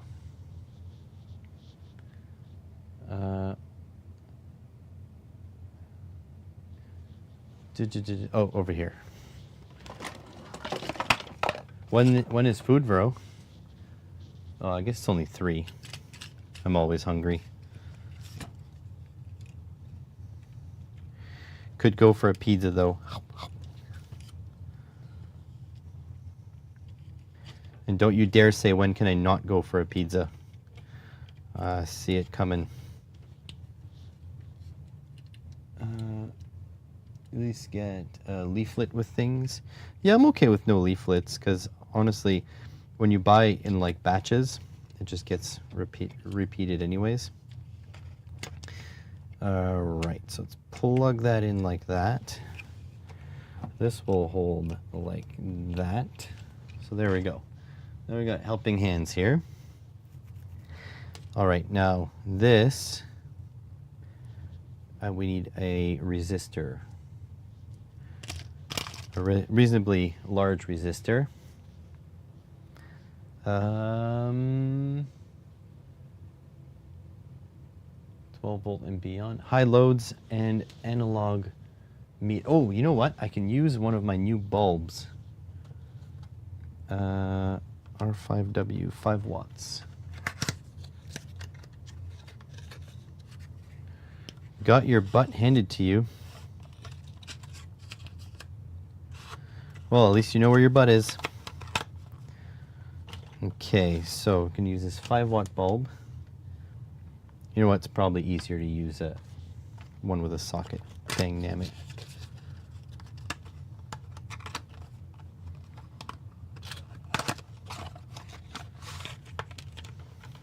Okay, all right, all right. Focus, focus. Let's get a bulb.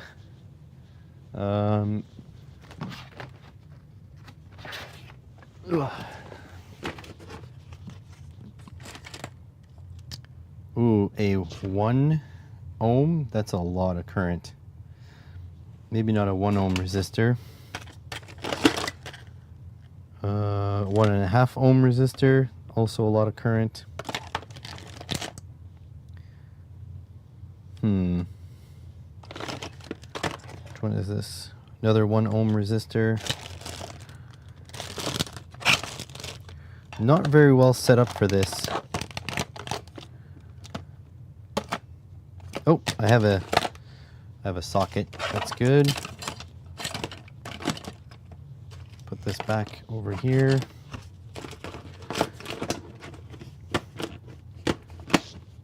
Okay. Let's do, I think red and black is the smaller one. Red and black, like so. So black is just going to go in there. Red's going to go in there. Oh, need a bulb too. This was supposed to be an easy video to film. 1156, that's a single filament. So not the one I want. It's 1157.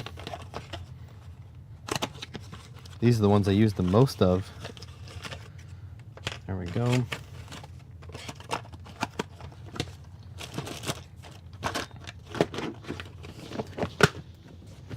All right, like so. Anything since I can procrastinate homework that way. Yeah. Okay, and then, all right, so red will go in there, and then red, here we go. Got this figured out. Got this figured out. Yeah. Okay, and so this is going to be twisted to this.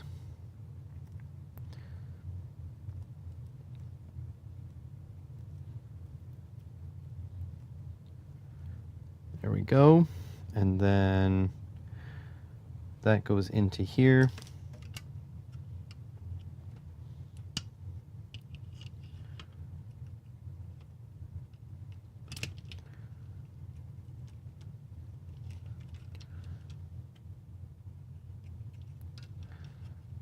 Okay, like that. All right. And then this gets shoved into here. That gets shoved into there. That gets shoved into here. It doesn't explode. It doesn't explode. But the current is not reading. Well, I feel like I just saw smoke rising.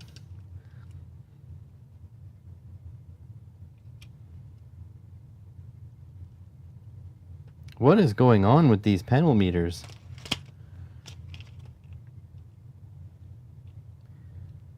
In and then out. This is measuring low side, right?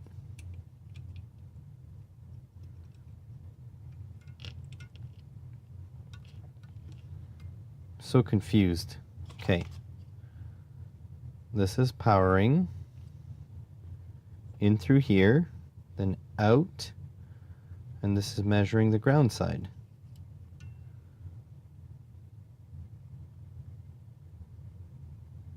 What is the issue here?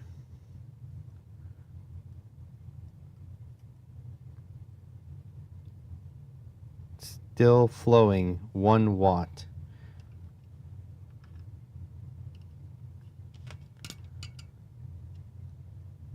What is going on? I think I just burned the second one of these.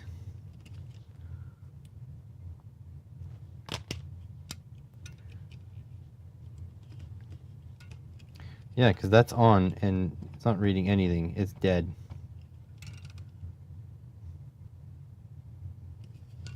Let me go check the website again. Oh. Yeah, happy lurking, Vero. Okay. Okay. Okay. So thin red.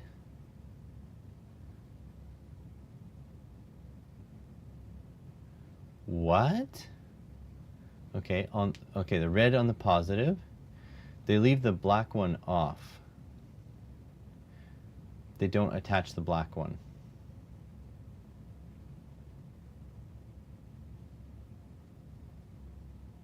And then the power goes to the load, and then from the load to the thick red and then thick black. So the only difference is the black one is not connected.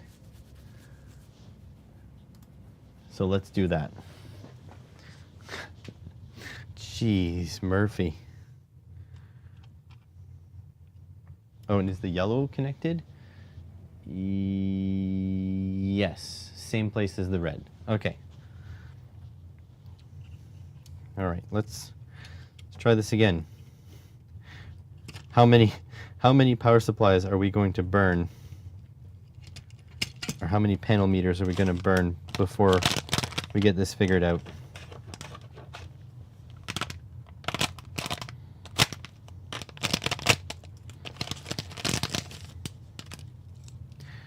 At least I can reuse my wiring. Like that. And then this, all right, red on black.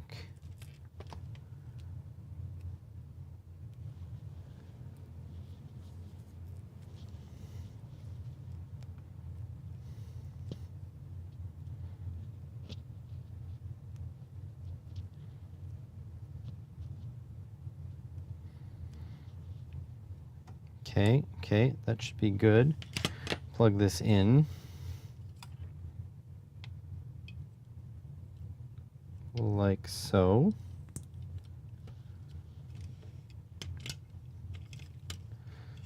Pain in the butt. Get in there. Like that and like that. Okay. That can be the ground. So this black wire needs to not touch the ground. It's okay there. And then, up.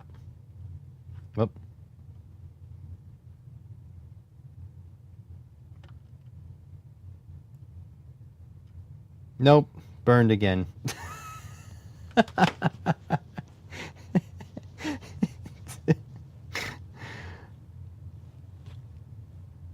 I am just going to burn all of these then. Is that what's going on here?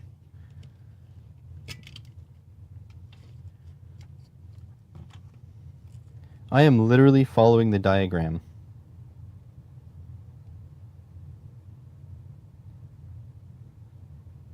What is going on?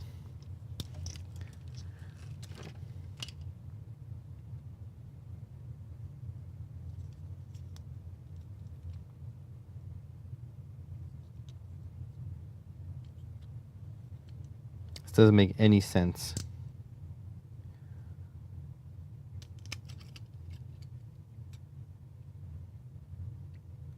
Where's the current shunt?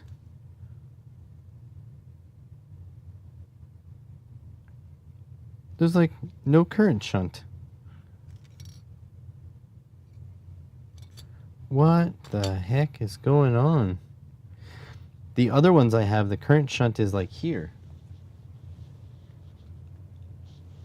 What is going on with these?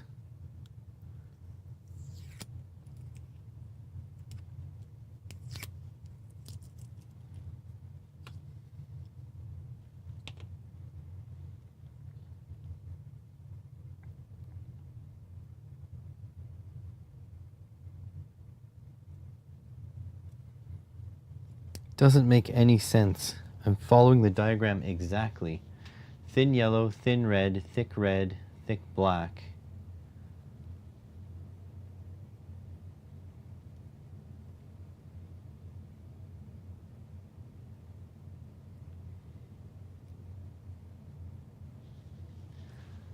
What is going on?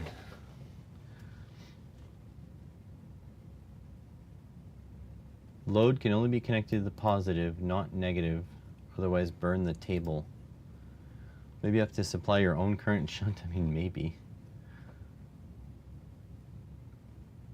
Yeah. This is exactly what I did. Load negative to red to black.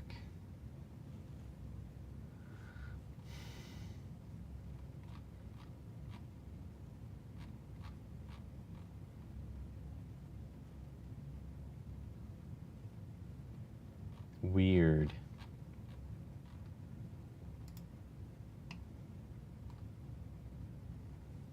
Which ones did I even buy? Give me a second.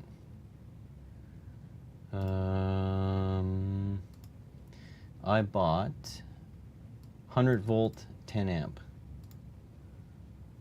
So this is the one I bought. How many did I buy? 10.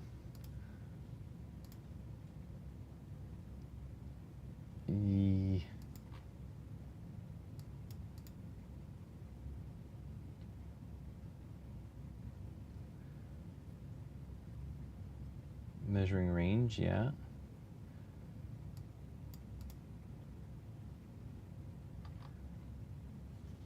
Doesn't make sense unless these pins are pinned backwards. I have seen that happen before. Let's take a look here. All right, those are all dead. Open this one.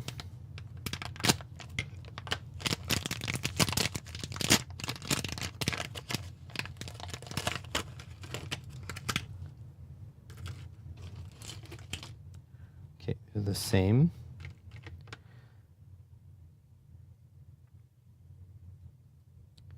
They're labeled the same on the board.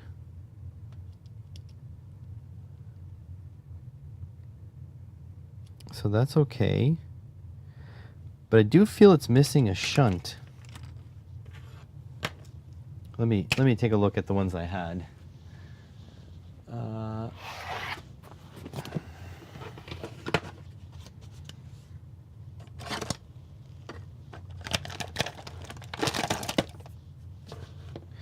Yeah, so these are the ones I had. Look.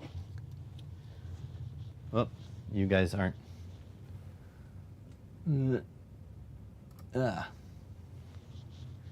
Okay.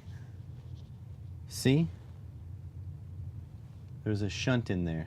See that shunt? Copper trace. That is not in the ones that I have here.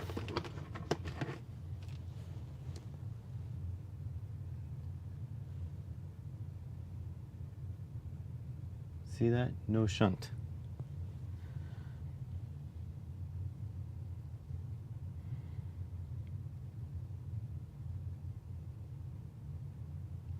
So I think it's just going through a very small trace.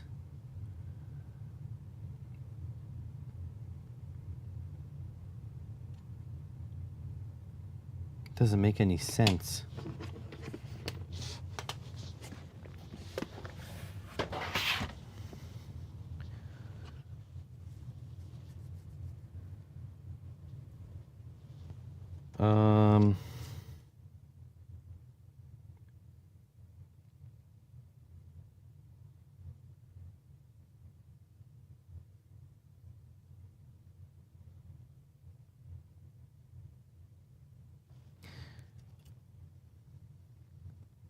Wait, the shunt is connected to the positive.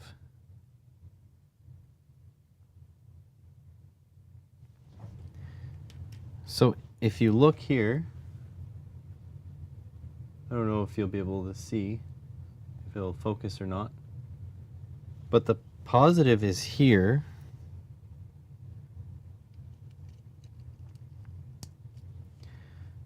And it looks like the shunt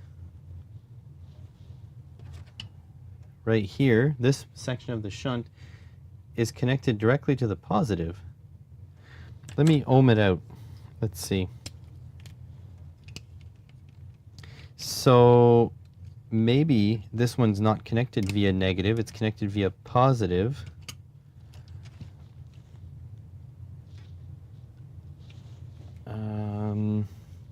I have a multimeter that actually has freaking leads attached to it.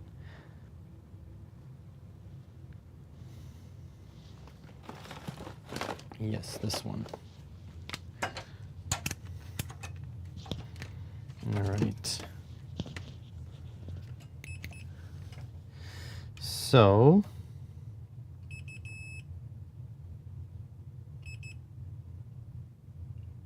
not connected to here.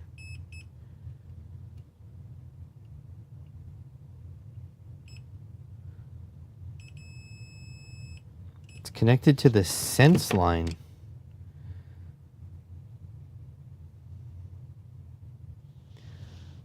What in the heck? Oh, you know what? Maybe it's these wires that are no good. Maybe it's...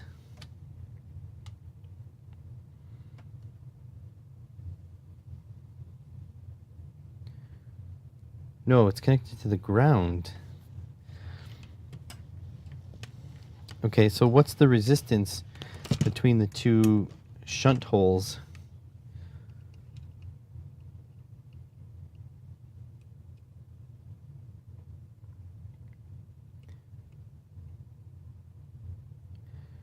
Yeah, there's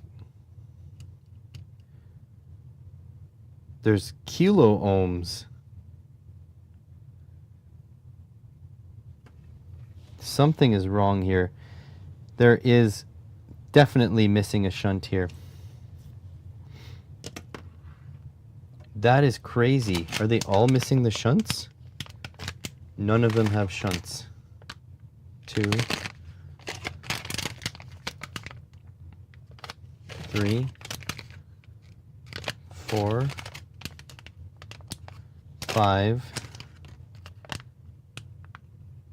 6.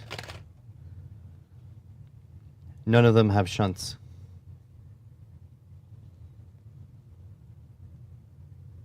That's crazy. They're all defective. They all probably had SMD shunts that were supposed to be soldered onto them.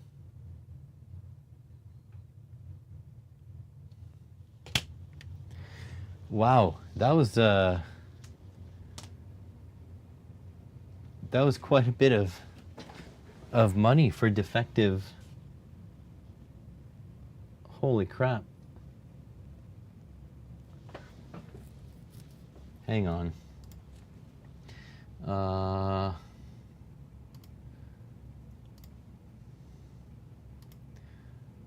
Orders or details. Returns, refunds. Damn.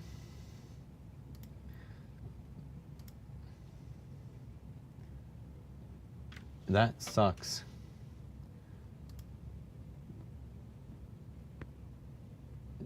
That was $35. Huh.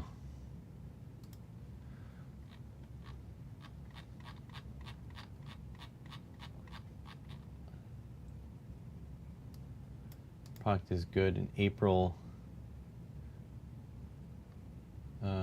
No 1-star reviews. Wow. That is shitty. Can I review this?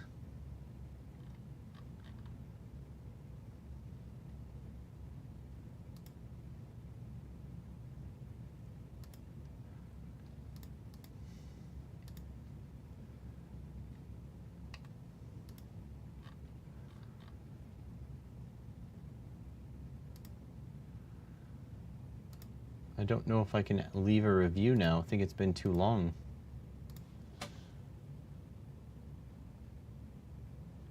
Huh.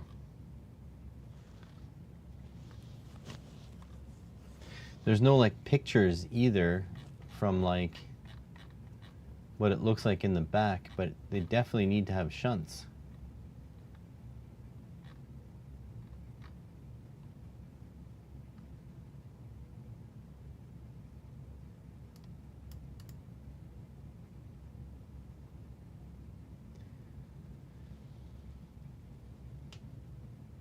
Huh.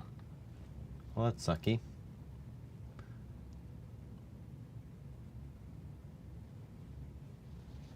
Well, let's find a way to record this webcam.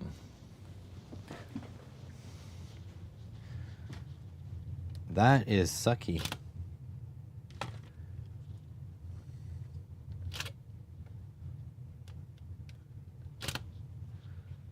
I'll zoom this in a little bit.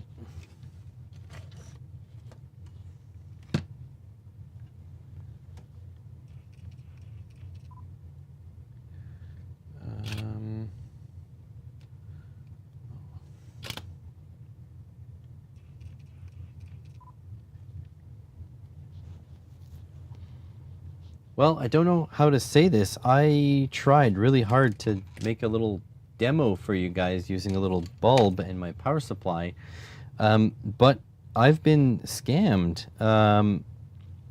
Between here and here, there needs to be a current shunt, which is basically a low value resistance that is read by an op amp, likely this little guy over here. And it's not there on any of the 10. I've already burned 3 of these following the exact diagrams that the seller has on their on their site.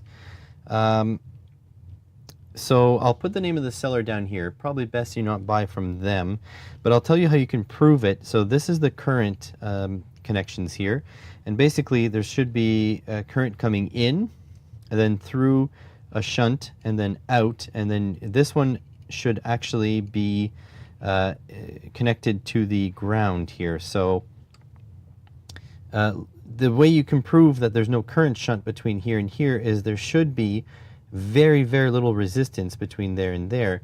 And I don't know if you can see the multimeter there, but it looks like we have 364 kilo ohms, and actually it's probably a capacitor that I'm charging, because you can see that the resistance is going up very slightly.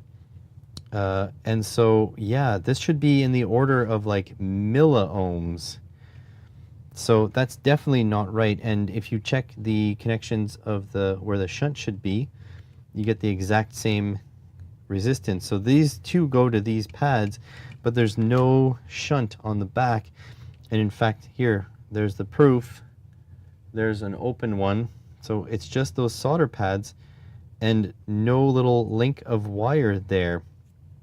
So this one is another one that I've already burned. So that's actually pretty sad. I thought I was getting some panel meters for some projects, but it turns out I'm not. And let's just see what happens if I try to hook up one of the ones I burned already to my power supply. Oh, looks like it comes back alive. Oh, but only for a little bit till it dies again. So yeah, it's shorted. I mean, it sucks, but it is what it is. It seems to work until that capacitor charges up. Ow, something's getting hot in the back. Probably this little power supply chip. So yeah, That sucks. These are completely worthless, and since it's been a long time since I've received these, I haven't checked them yet. It's too late to open a complaint. So yeah, I'll put the name of the seller down here. Probably best to stay away from him because looks like he has some bad stock. On to the next one.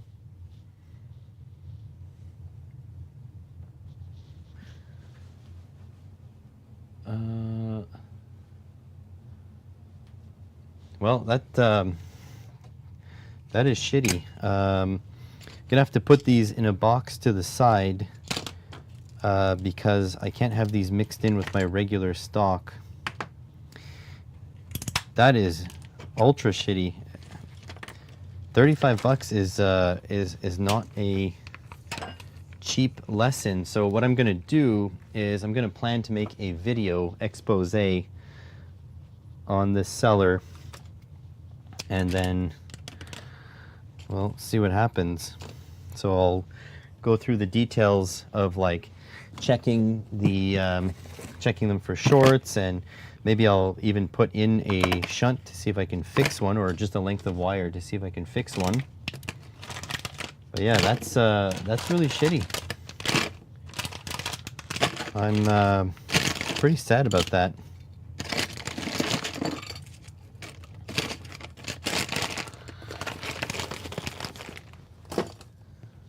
Oh well, it is what it is. I might send one to Clive, Electroboom. Electroboom isn't into taking a look at products like this, but Big Clive might be up for it.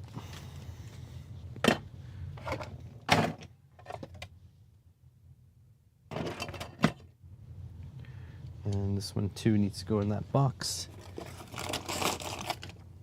It sucks that it's just like literally 10 of them. They're just done for. Oh well. It is what it is, my friends.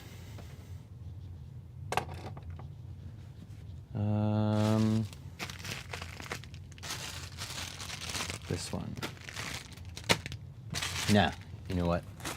This one.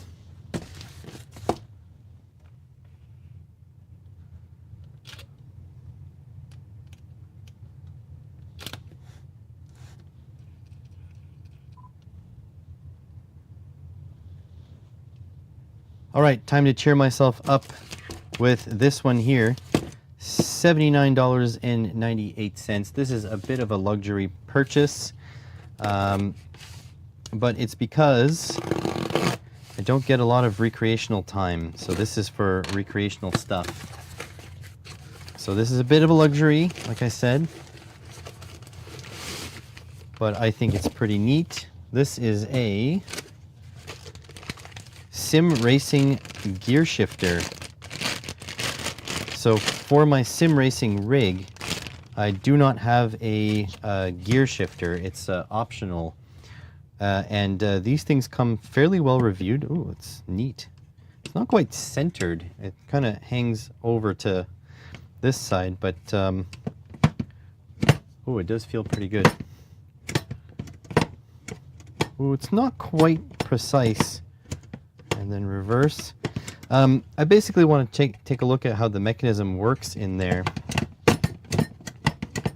Ooh, gonna miss a couple of shifts with that. It's not exactly precise, but yeah, pretty neat device for shifting.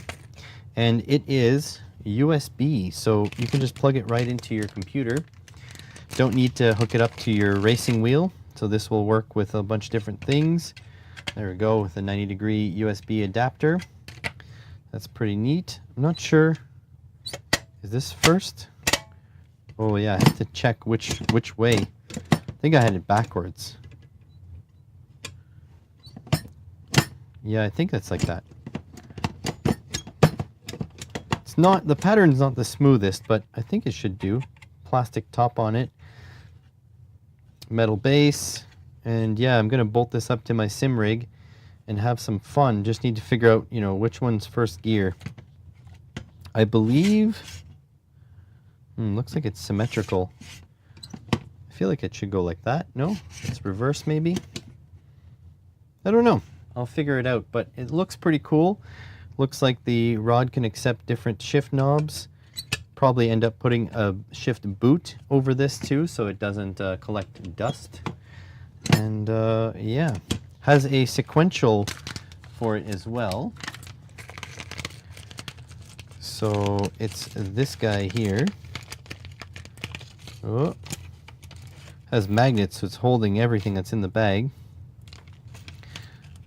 So it has this adapter here to do sequential shifting.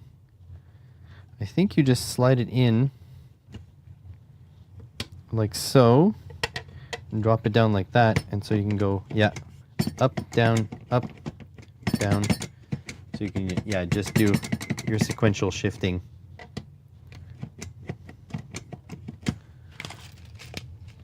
Pretty neat.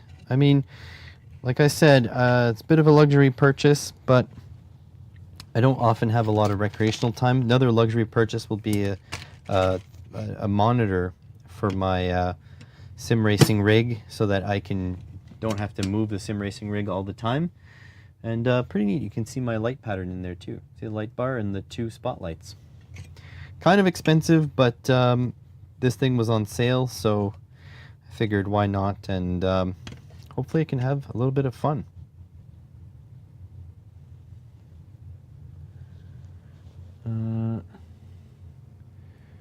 Is it entered?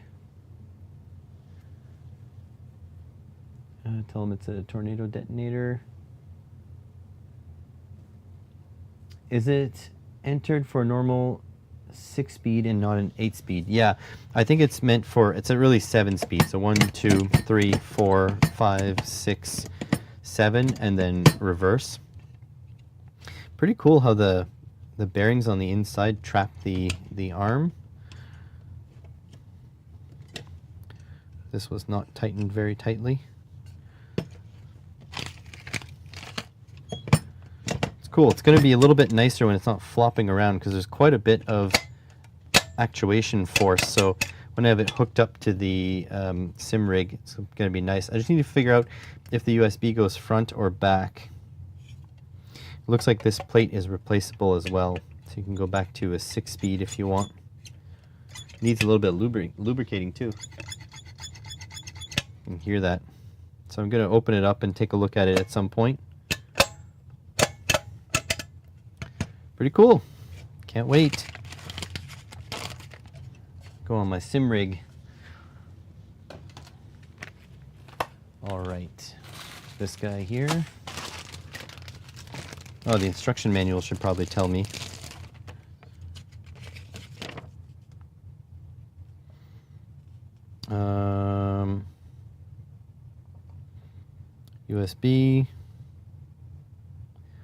USB joystick, gear stick, define attributes.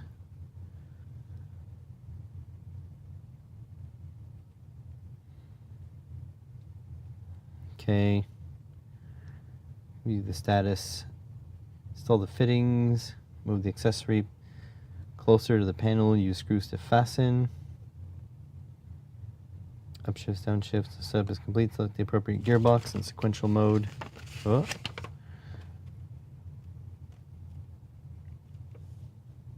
Okay. Cool. Take a look at that some other point.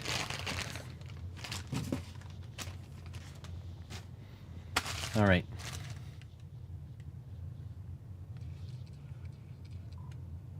Sounds like a poor mouse trapped in it. Yeah, a little bit.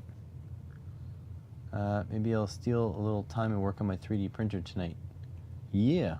Might look up my direct drive. Cool.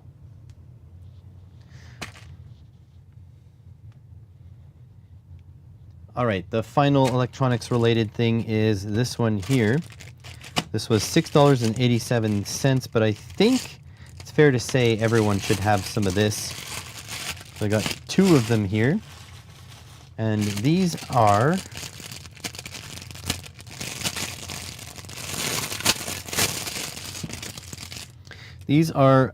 wire management Velcros but they're on a roll. So you just cut them to however long you want, and then you twist them around your wire to hold it in place.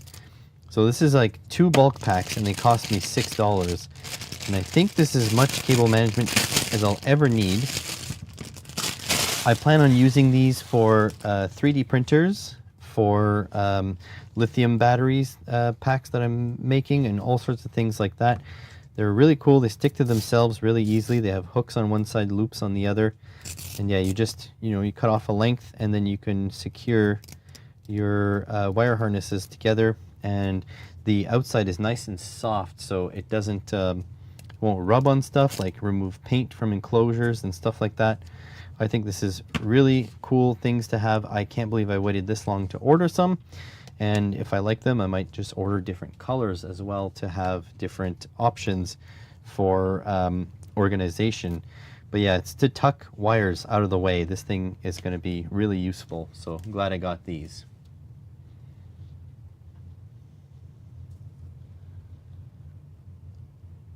You cut what you need. Yeah, that's exactly, yeah. See, you guys are cable management that you're talking of. Yeah, I like cable management. So yeah, these, I can't believe I waited this long. Really useful. This is the last one, I think.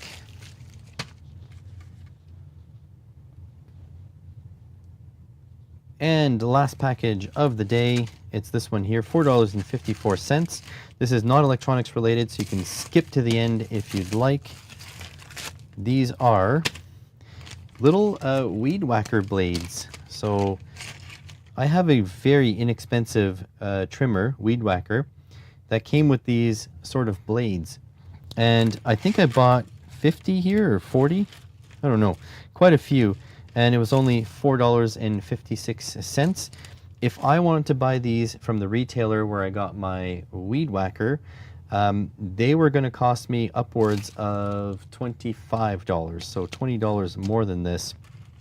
And these should be nylon, although I'm not sure if these specifically are, but they last an okay amount. They don't last very long.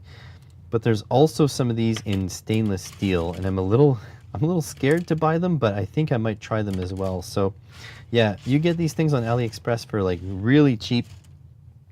And the goal was to get these to hold me off until I could get the battery adapter to use a new string trimmer with a DeWalt battery, with a Black & Decker battery. But it turns out that they arrived at the same time and it was the wrong batteries, so I'm going to be using these.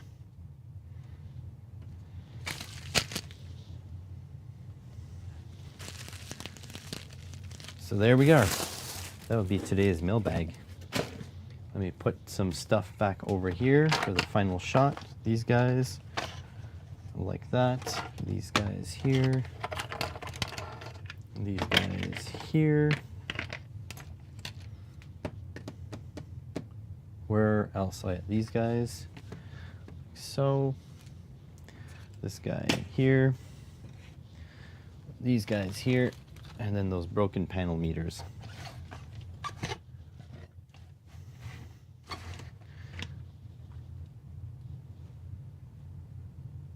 And that's it for today's mailbag. I'd like to thank my live viewers over on SE Made a Stream who are watching me record this live right now. And I'd like to thank my Patreon patrons for supporting me over these years and allowing me to buy cool stuff like this for projects or just for messing around. If you guys want to see me live stream some video games, let me know. I do have a Twitch account set up, but I'm not sure how much interest there is in me going around a racetrack with a shifter. But if there is, let me know and we'll make it happen. Thanks for watching.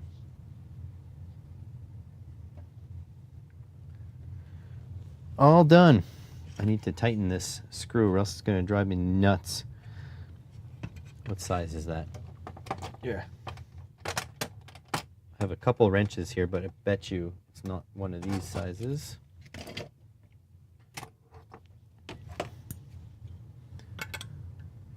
Nope. There we go. Yeah, I didn't put the meters in because I'm upset at them. Frustrating. Nearly 40 bucks. Stupid meters.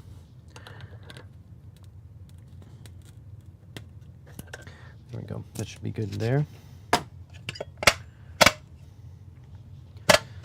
I have the mount for my sim rig.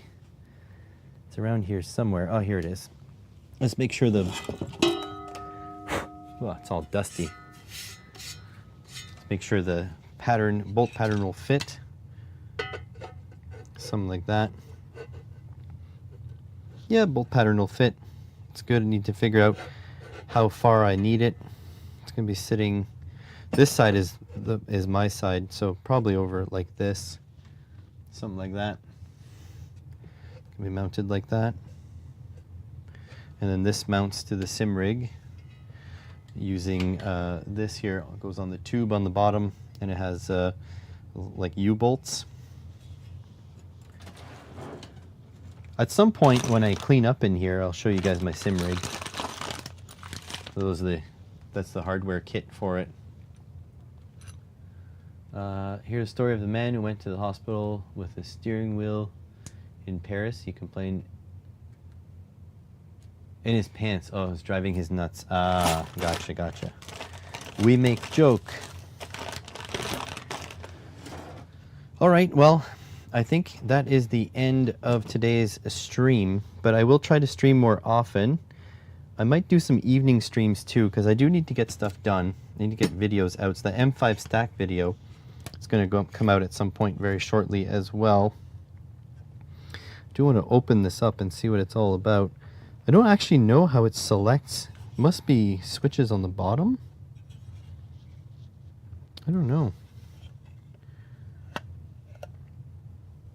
It's interesting though. Feels like the electronics are up there. Oh, is it maybe the magnets? There's magnets here. See that right there? I think that's a magnet. Yeah, that's a magnet. So I guess there are Hall sensors. Why would you do it like that? You can easily do it with switches. Weird. Anyways. Oh yeah, and how about the sequential? Doesn't make much sense. But anyways, thanks everyone for watching. I'll catch you in the next one. Let me know if you enjoyed this, and if you want to see some more in the future. Have a good one, everyone.